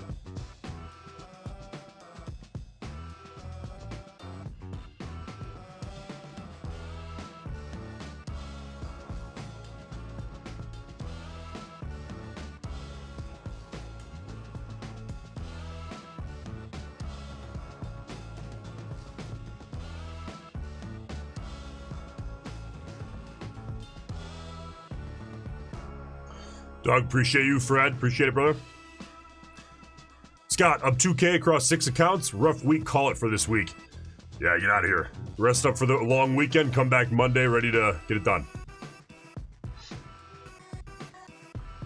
I'm not quite done with this market here today. I gotta see what we can do.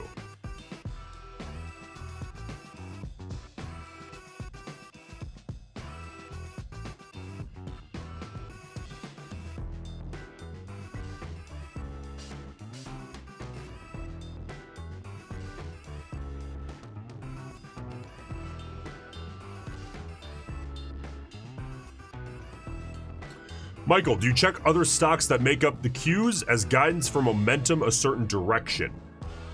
I think I'd be lying to you if I said I'm watching all the time. No. I I really think I just need to watch the Nasdaq contract itself. If we see a big move and there's no news headline, then I'll start looking around, because oftentimes it's like, okay, Nvidia did something, Apple did something, some stock did something.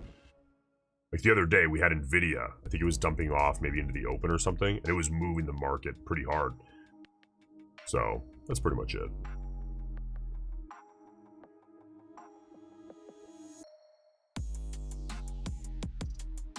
I want to see this channel widen out. This sideways stuff, you know, you can scalp this little thing, but I gotta tell you, in my experience, this is maybe 30 points wide. When a channel is made up of back-to-back-to-back-to-back-to-back bars, like every test is a back-to-back bar, you're not really getting that flow of like 2-3 bars, 2-3 bars, 2-3 bars. This is just tempting break so much. A little bit of strength in either direction, and they take it and run with it, or take it and run with it. I think it makes the edge quite a bit smaller. But you can probably trade that. For me, not really an A setup. I'd call that more like a B setup. Now, would I trade that in an eval? Yeah, I would, to be honest with you. But not funded.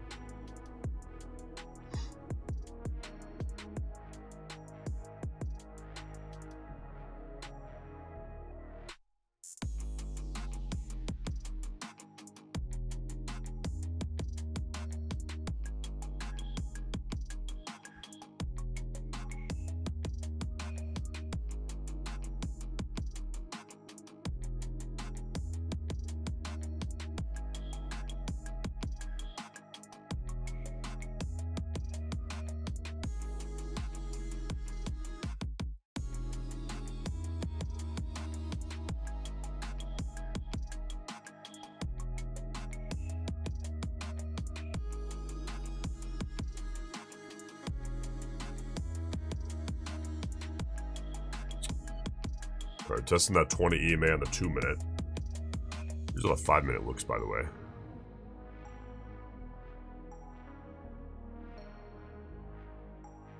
Back to the 2. All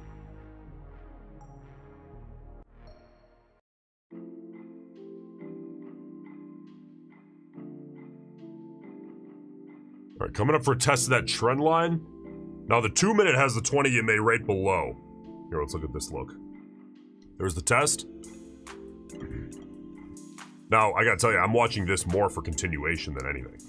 Because we have this little bull sequence attempting after that breakout of this small little channel. So I'm not gonna get short ahead of that, because for me right now, I prefer to see really a bull continuation sequence, 3 consecutive bars.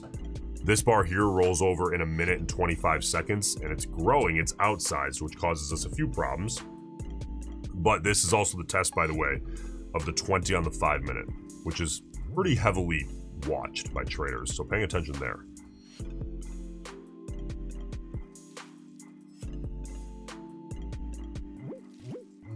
Back to green, by the way, 10 points in the green now. Around that break-even point, I imagine some traders will pay attention there. That has been an interesting point as of late, that break-even point on the day for the Nasdaq. It was a nice push, huh? Big outsized bars. You gotta be careful on these big outsized bars compared to the recent volatility. I mean, ATR lately has been 34. I mean, right now, ATR is 34. After this bar, that's gonna pop up a little bit, I would expect. This is a real outsized bar. Rolling over in 23 seconds. These big bars, by the way, when they're much bigger than recent volatility, they tend to tempt. You start getting into that territory where you're tempting that rubber band snapback effect, where sellers, shorts really, well, actually 2 things. You have longs taking profits, or getting out of break even, taking their opportunity to get out of break even in a little bit of a downtrend day like we've seen. And then you have shorts gaining a higher level of confidence. So when that starts to come into play, you're really tempting that little rubber band snapback effect a little too much for me to just blindly take continuation on a big outsized bar. You get that wick, right? On that previous big bull bar, you get that big wick back before the close. Now, this bar here becomes an important one to pay attention to. Oftentimes, what you'll see is this bar here starts shrinking in comparison to the previous. That wouldn't surprise me at all.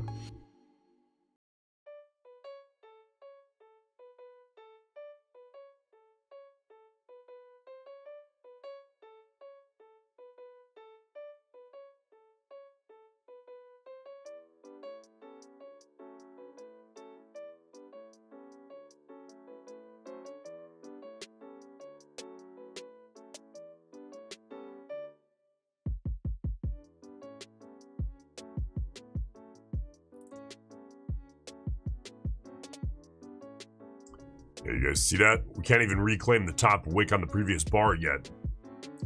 The bulls start having trouble. This is just so common. And this is why it's important, I think, to consider the range of these bars in comparison. You know, context is the name of the game here, right? Always. Context. That bar, that big green bar, that could be considered a small bar, like last week during all the tariff news. But here it's massively outsized. So the mean in terms of volatility in the last like 20-30 minutes is going to be lower in comparison. Here you get a shrinking bull bar or even a bear reversal attempt. It's very common to see this, which is going to deter me from a continuation trade, is the whole point. Still testing that 20 EMA on the 5-minute, by the way.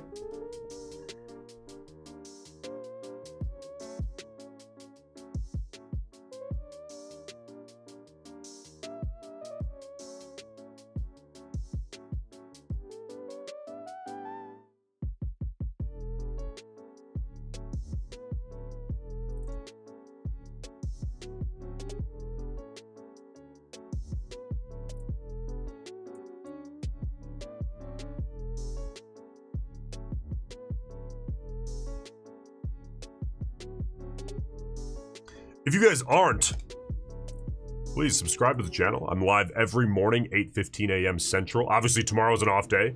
Good Friday. Markets are closed around a lot of the world. But if you haven't yet, please. Appreciate it. Do you think that oversized bar with stops being taken out? I'm sure that came into play a little bit as you came into this little sucker spot here. Everyone always places their stops in the same place, because everyone gets taught, oh, you should place your stop right above this wick. And I think that's fine. I don't think it's really stupid, but I mean, you guys see, when I get setups that come in to an area, stop hunting is often on the table. It's often a leading factor of me taking a trade if it's like a continuation setup closing right ahead of this. Or even like if we got a continuation coming up from below, pretend with me for a second, and we closed like here. I'd be looking at this and saying, okay, it's about 40 points until we see that test of those stop losses. That could be liquidity to push me right through my target, because I have a 40-point automated take profit this time of day. So that I'm thinking about these things, right? So that's like a stop hunting mentality. And a lot of people just put their stops all in the same spot because that's what everyone teaches, and it seems like the most obvious point. I think a lot of people would benefit, even scalpers. This doesn't make you not a scalper, by the way, from smaller position size, wider stop. So instead of putting it in the sucker spot, maybe go a little bit wider and trade smaller. Keep the dollar risk the same. Yes, your average trade duration might start to creep up a little bit, but it could still just be a few minutes. I mean, realistically.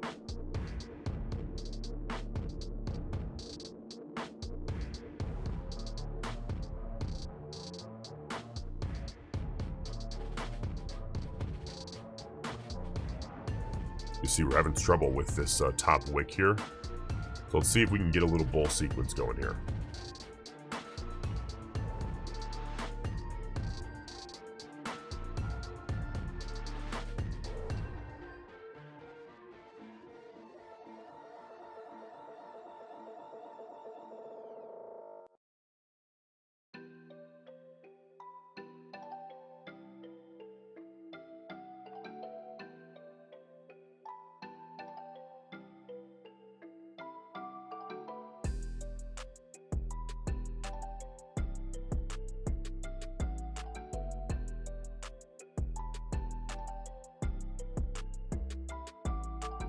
By the way, we are just barely about 25 points green on the day. That's the Nasdaq, that is, right?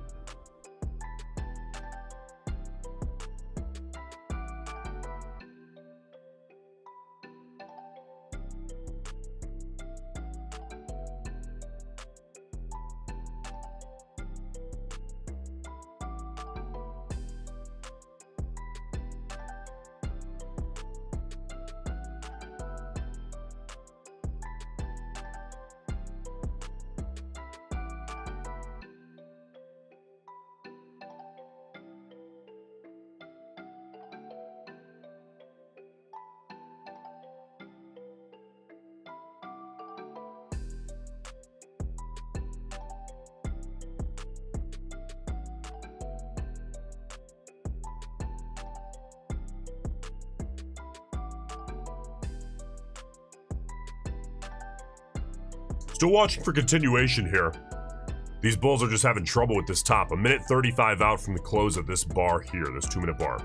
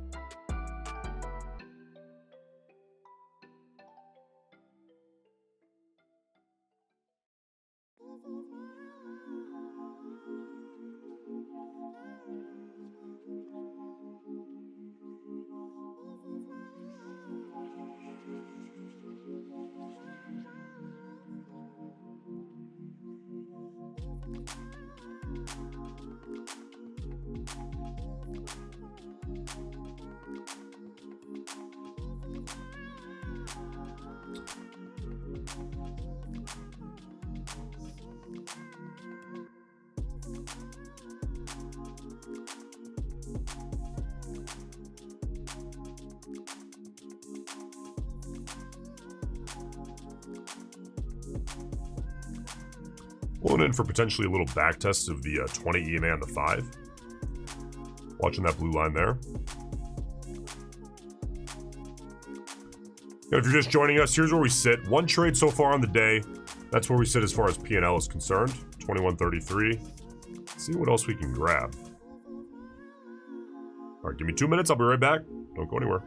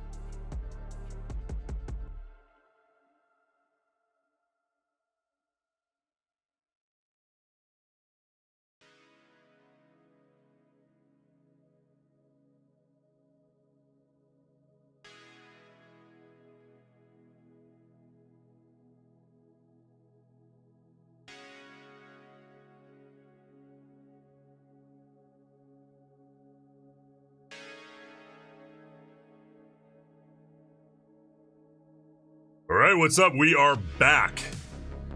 And now I am watching to see if we get a little ascending channel formation here.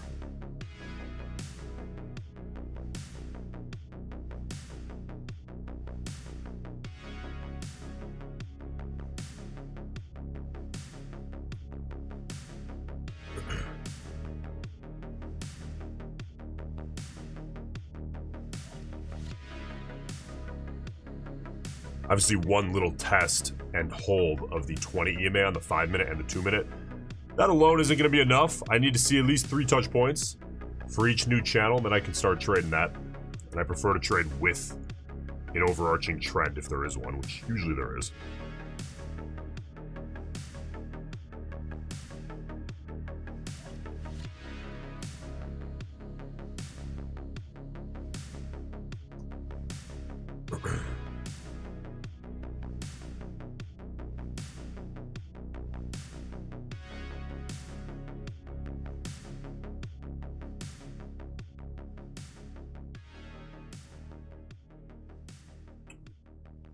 Yes, 20 minutes out from Fed's bar speaking. We'll be paying attention to that. 10:45 Central.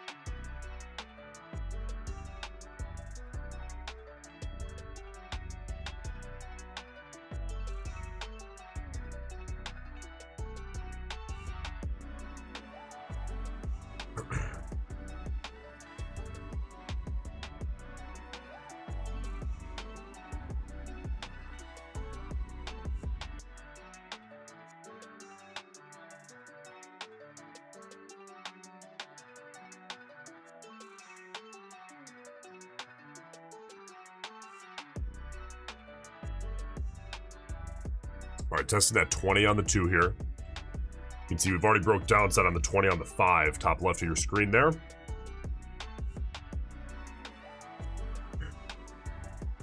More importantly, though, this right here is about the break-even point for the Nasdaq on the day. So you got to pay attention to that. Market's been telling us it's relatively important here for the last 2-3 weeks. Again, more than normal, but I got to tell you, it's a little bit annoying. Mark just can't decide between red and green, it seems. Except for last week. Even then.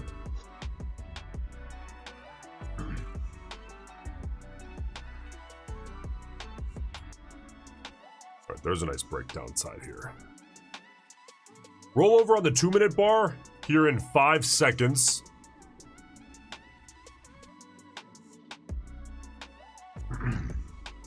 Now let's see what we get on this bar here.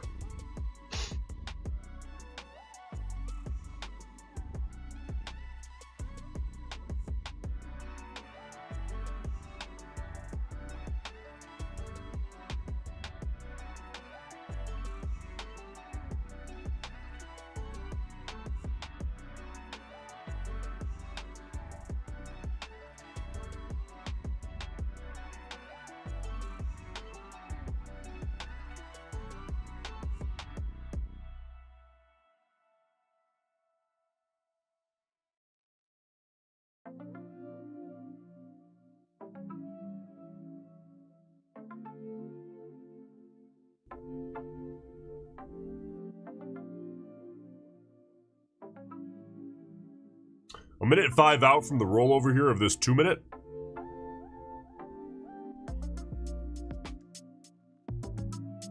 Now, listen, I gotta tell you, let's clean up the chart a little bit. You're right, we kind of have to be watching this.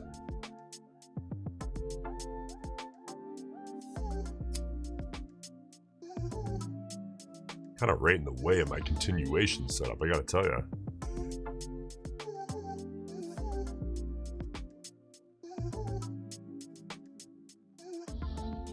I know bulls are looking at that. Yeah, see, this situation, if you're trading continuation, you got to be on the lookout for really obvious channels at the same time.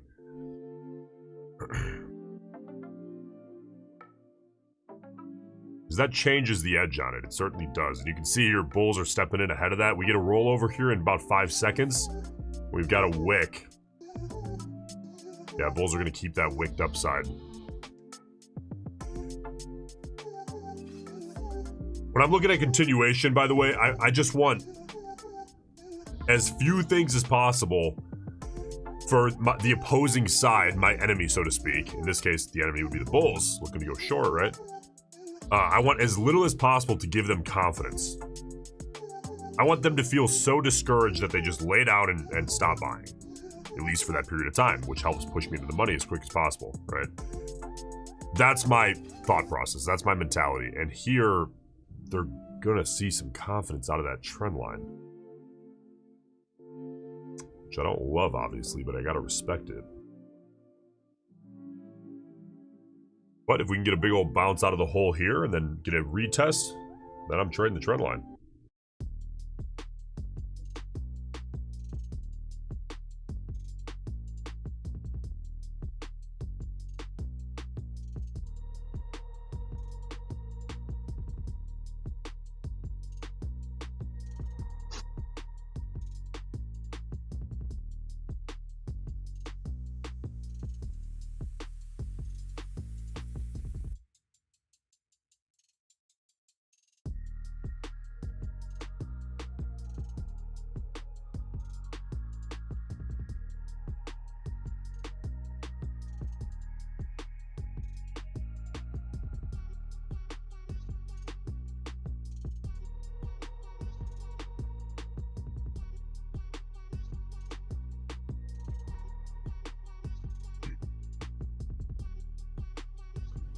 All right, just watching to see now, we're getting a little bit of a bounce. If that trend line ends up holding, in which case I would start trading little reversion scalps off of that trend line. Faith, why didn't you go long based on the trend line to the upside? We did not have 3 touch points yet. I need to see 3 with a strong bounce out of the third in order for me to start trading that. Otherwise, it's a B setup. I'm not against taking B setups and evals, but funded, no. A only. And if you're just joining us, here is where we currently sit on the day. 1 trade so far. You can see it broken down by Apex versus Take Profit. By the way, if you want daily payouts out of Take Profit Trader, which is a beautiful combination, I think, to have Apex to scale and then Take Profit for daily payouts, it really is convenient. Take Profit is 30% off and no activation fee is the headline there. It makes it a hell of a lot less expensive. Not that it's all that expensive to begin with. You got to use code BIG. It's B-I-G. Now, Mark, I'll still use stop limit orders for entry. The market lately has been calling for limit order entries. Break-even point on the day here with the Nasdaq. We're just glued to this break-even point, aren't we? Market cannot decide how to end out the week here, heading into the long weekend.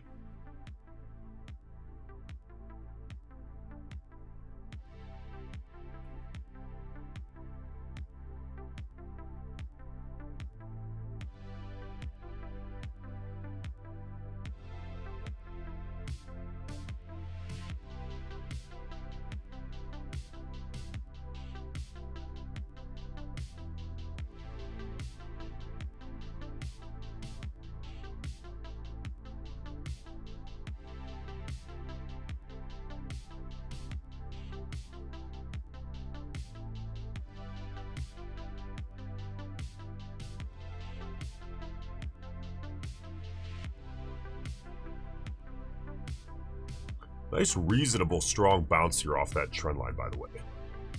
That's good to see.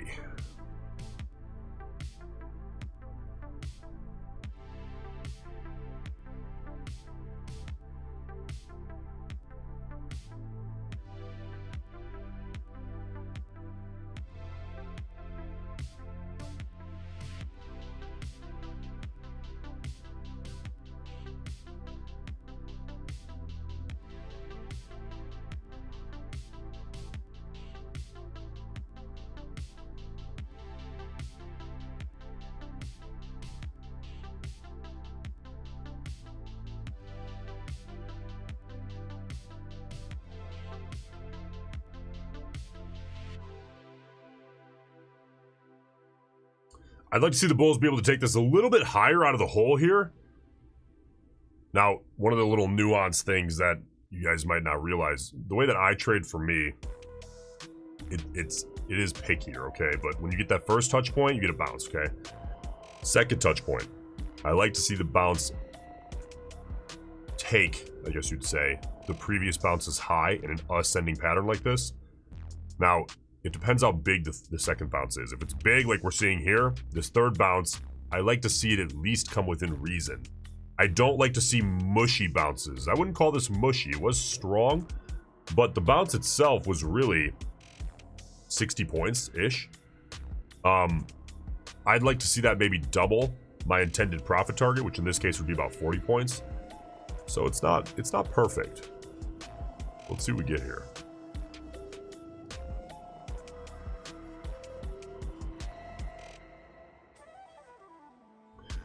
Nico, do you ever consider max pain? That's a term I haven't heard max pain in years. In the options market for a general guide on market direction? No. Max pain was really hyped back in like 2021. And I've never been huge on the idea. It makes sense in theory. But to me, I just keep it simple, price action. That's it.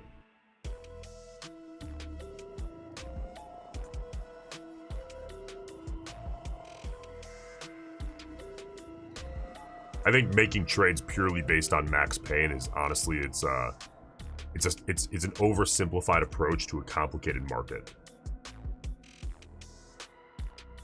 Which is why in reality, if you're going to trade intraday, I really think you should just throw all of that talk out of the window and just trade what's in front of you. Just trade the price action. It's overcomplicating. Sorry, it's oversimplifying a complicated thing that you could simplify more by just looking at the complicated thing directly. If that makes sense. Maybe it doesn't. I hope it does.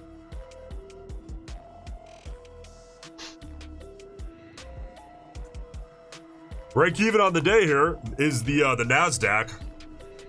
We're in the green. But Nasdaq here is break even. Really sticking to this point, having trouble going from red to green and green to red.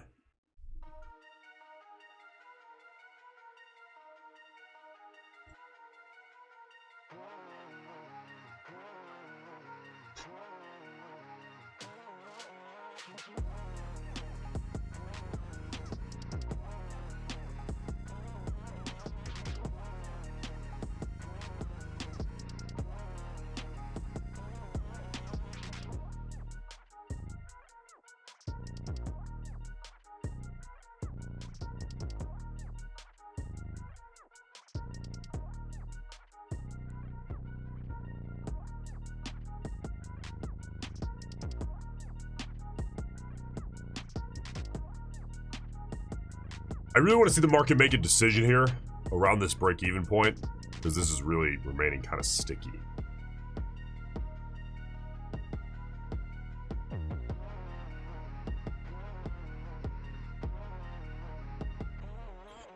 Nico, when you first started trading, did you run a demo account? And if so, how long did you run the demo before you went to a live account? I've traded in demos plenty, but when I first started, no, I did not. And listen, everyone says, obviously, you should. You 1000% would be better off starting in a demo. All I can tell you is what I did, what worked for me. Well, I wouldn't say it worked for me early on, but it worked for me mid to long term, I guess. I just started with money, and I just traded and figured things out as I went, and it took longer than it probably should have, and it was more painful than it probably should have been, but I really think for my personality type, I just had to do it myself and figure it out. And I think a lot of you are probably, if you guys are interested in trading, which is one of the hardest things on this planet, by the way, to do and get right and actually make work long term. It's one of the most difficult things to get into. That's why it pays so damn well, or can. You're already a little off your rocker insane. So you probably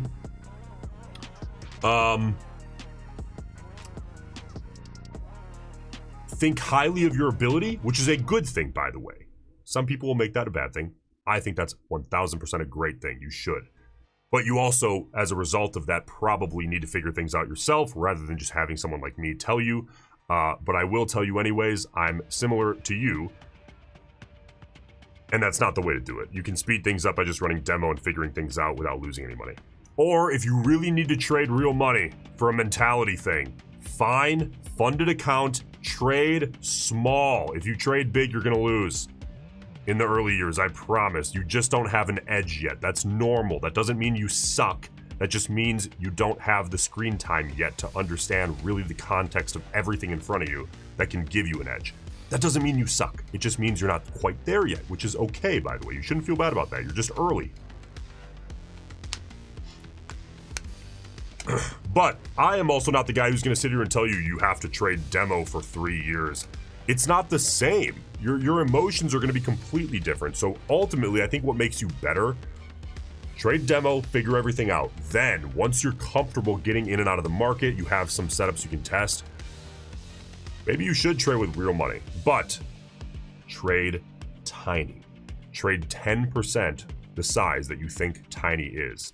I'm serious. If you're trading stock, trade 1 share. If you're trading futures, don't you dare trade any more than 1 micro. And please don't take that as a challenge, because I know if you guys are like me, you're probably like, oh, this mother, I'm going to trade 5 micros. Please trade 1. I'm trying to help you.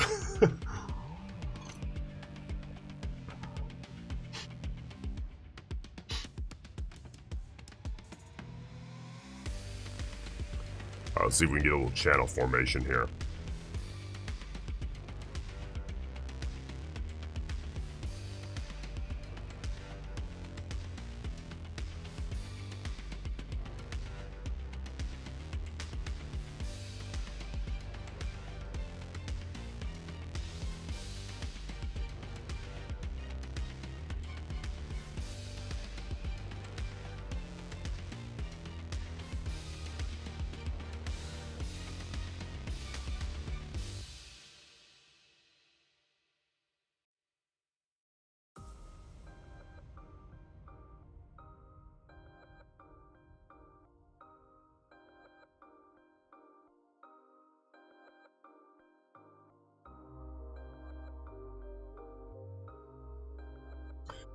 Yeah, King, because everybody makes money in demo, and then honestly, it can be kind of a problem.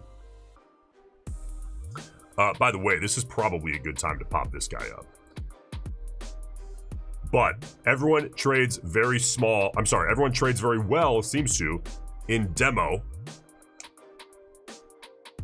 Because there's no emotions involved, and you can trade perfectly. You stop yourself out, you're like, whatever, and you try again. Which is why I think that demo trading is helpful to get used to the charts, get used to getting your hotkeys in order, just get all the muscle memory down, figure out the orders. And then,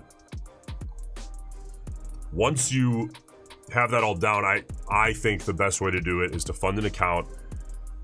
But this is where everyone doesn't listen. Trade tiny. 1 mini is huge. That's not tiny at all. The reason micros exist is because everyone realized, oh my God, the minis are getting too big. So they introduced micros. Trade 1 micro in the futures market. And if you're trading stock, trade 1 share. But listen to me, don't listen to me, whatever. That's on you at that point.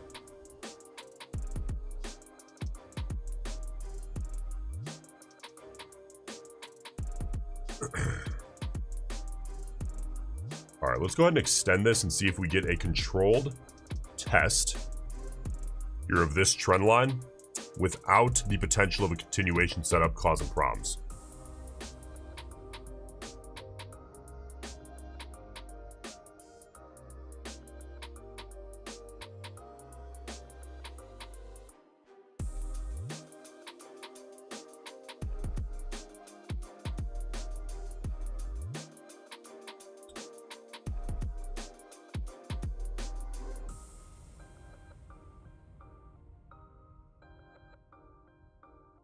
We're right around that break-even point. We're 25 points away. I would have about a 40-point target here.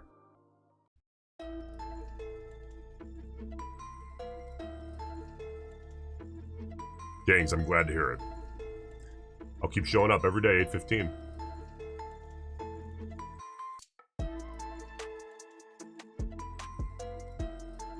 Okay, so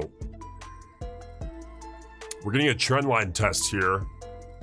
We're 25 points away from the break-even point, which has proved to be a huge area of interest. And I gotta tell you guys, listen, look at the 2-minute. See the 20 EMA, but more importantly, look at the 5-minute. See the 20 EMA? That 20 EMA, if I can get an entry point, maybe 55, is 30 points, 25 points away. That's a tall order. That's a really tall order for me. Maybe if I could size down. Maybe size down and take that, but I want to see this.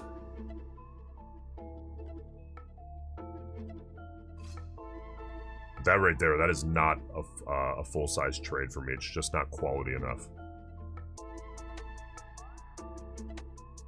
Old school, what's up? You're real late today, man. What's up?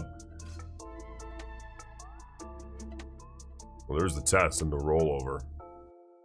I gotta hold off for now just because all those other factors.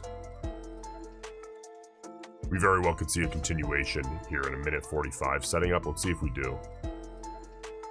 Yeah, there you go. See, there's the break of that trend line. Attempted break at least. Discretionary call, by the way.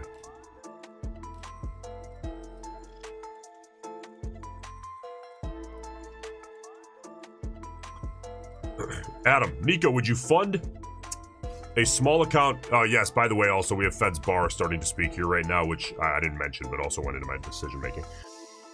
Nico, would you fund a small account and trade that before you trade prop? You know, that... I think the best scenario, if you're going to skip demo and go to some kind of real money, whether it's prop, which is paid, obviously, or a fund or a small account, the beauty is futures has no PDT. Don't get me started. We'll go till noon talking about how much I hate the pattern day trader rule. It's un-American. It's anti-American dream. We'll leave it at that here on a Thursday to end out the week. But I think probably your best case scenario, if you're going to forego demo trading, would be to get a cheap eval at a prop firm, or maybe a few of them, and just trade it like a real account. Take your time. That's probably the cheapest way to have some skin in the game, but also get better. But don't trade huge in it, please.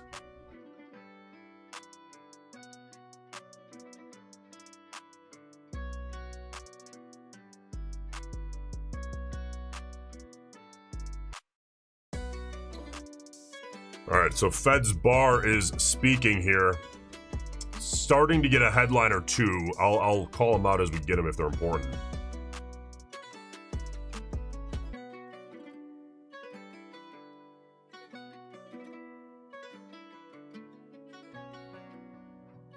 So we got kind of a respect here. Attempting to see a respect to this trend line.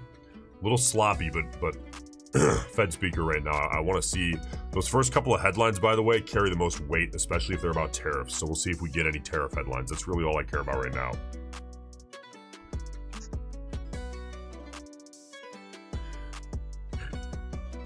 Chris. Justin, have you seen anything about them removing PDT? At least they lowered stock settlement days to 1. Yes, that's progress. No, I gotta be honest with you. I don't think they care at all about... They're not even thinking about PDT. Because 1, they're not actually traders, so they don't care. And 2, even if they were traders, it's not going to apply to anybody, of course, that would be affected by it. It just bothers me because it's like... I hate rules that are intended to protect people from themselves. That, to me, is un-American, anti-American dream, 100%. That's like China mentality. Which, listen, if we can lead with that headline, maybe we can get Trump's attention and actually, because that to me feels like one of those things that Trump would look at and say, makes sense to me, and sign off on in like 5 minutes. It's just, there aren't that many traders in the world. No one cares, right? So, and the people in charge, they don't care. They're not actually real traders trading every single day, at least most of them. So, I don't know. I think we should get people in a controlled, respectable, up in arms situation. And if we can get some attention, I think we can get that done just about in a single day. Right. The problem isn't that people are so in favor of PDT. The problem is no one cares. They're just unaware. They're not even thinking about it. Believe it or not, there aren't a whole hell of a lot of retail traders who are trying to get their attention. But I gotta be honest with you, I think we could do it. It's a huge goal of mine. long term. But I think our best bet is probably with Trump in office, just because I think he would actually be the only one who would care about like traders in the way that we care. Just because he's so involved in the market.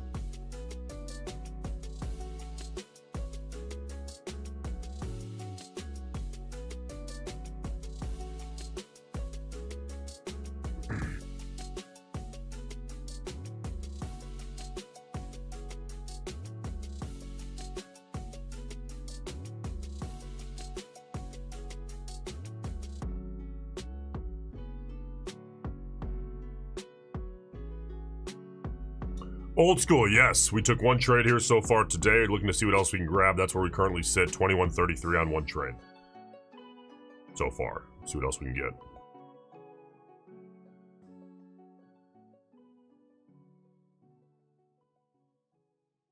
Yeah, listen, I don't think any president actually cares about like us as day traders, but I think they care about the principle of it.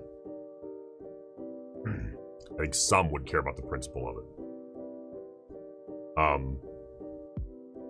And listen, on both sides of the ball, so to speak, I think any president getting rid of PDT, most people wouldn't care or even hear about it. But any president could spin this to fit their narrative. I don't care which president does it. I just want this gone. I hate the PDT rule. It's designed to protect people from themselves and nothing else. There is no other reason for it to exist. Brokers would actually love if PDT was gone because they can charge commissions on a whole bunch of small accounts now. But any president with any agenda could spin this. They could say, hey, we're looking out for the little guy. Hey, this is anti-American. This is anti-American dream. They could spin it any which way. So any president, I think we can get the attention of. It's just tough if you have a president who is kind of anti-stock market because, you know, they want to stay away from it. But, you know, they're all pro-stock market behind closed doors. Come on.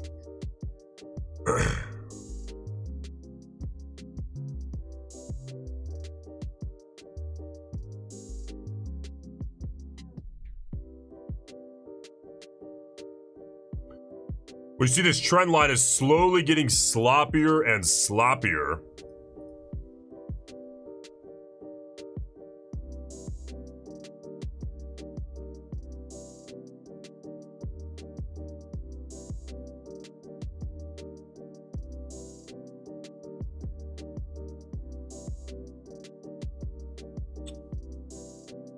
Yes, U.S. markets are open on Monday, as far as I know.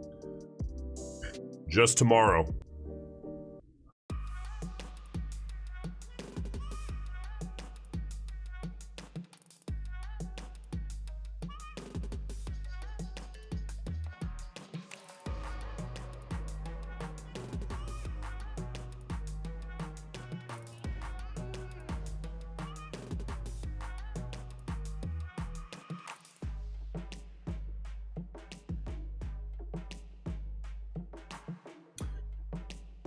Well, we could either make a readjustment here, but I'm going to leave that there for now. We'll probably end up deleting that shortly.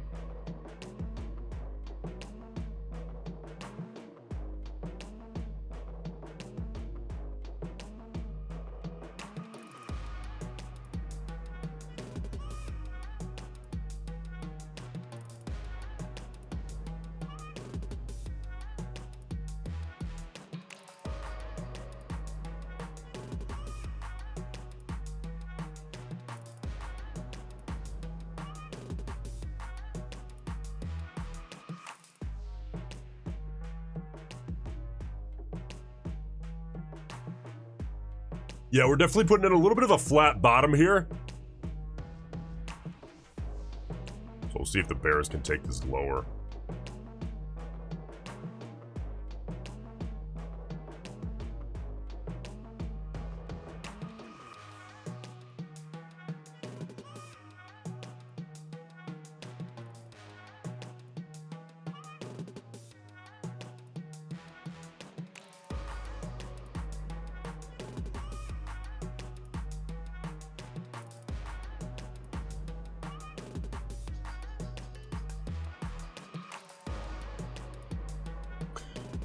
Yeah, Gaines, I agree. I agree. This has been a big argument of mine as well. You're allowed to go to the casino and gamble until you're broke. If you walk into a casino with 100 million, they're not going to stop you if you bring it down to zero. At least most casinos won't. Now, that's actually happened in the past, and the guy tried to sue the casinos because he said that they were making him drink and encouraging alcohol consumption and then gambling, whatever. But they're not going to stop you. They didn't stop him. He gambled away a fortune, a 9-figure fortune. But, you know, if you have $5,000 and you want to trade stocks, you're not allowed to. I mean, come on, it really is un-American. Futures market is America, though, baby. You can trade as long as you can afford the margin for one contract. We are still sitting within 15 points, 20 points of that break-even point on the Nasdaq on the day. We're testing. You look at the 5-minute chart here. We are testing the 20 EMA here on the 5-minute. There's a look at the 2-minute chart currently.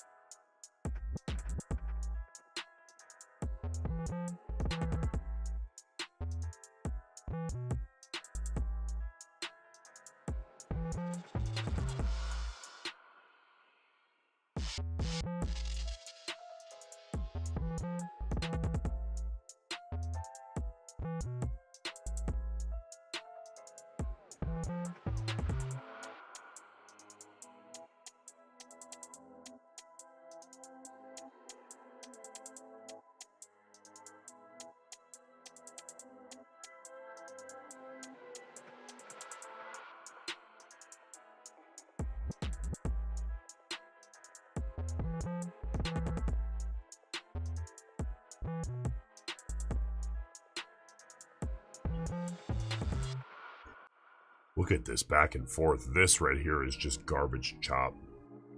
This is a period where it's okay to use the word chop and not be wrong. Little flat bottom. Kind of like a little wedge.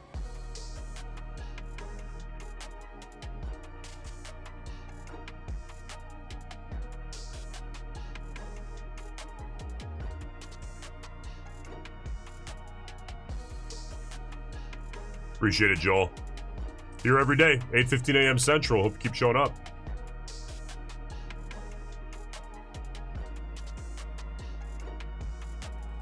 Let's see if we get a little retest now. You look at the 2-minute chart. Here, this actually shows you a better look. We'll see if we get a retest. This previous trend line is now aligning with the 20 on the 2. A little retest here wouldn't surprise me, but we've already kind of gotten it. Time or two. This little sideways action is tough. This is very tough to trade.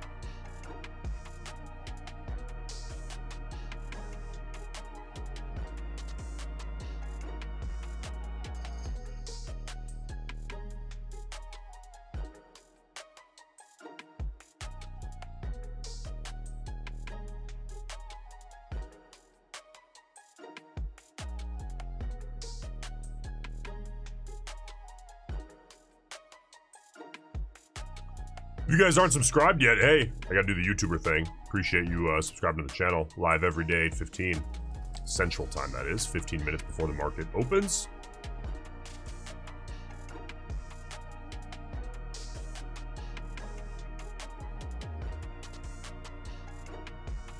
All right, this little flat bottom. The bulls are trying to hold it. There we go. Is that a news headline bar?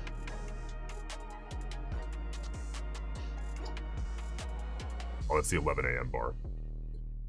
Okay, Trump is meeting with the Italian PM, starting about right now.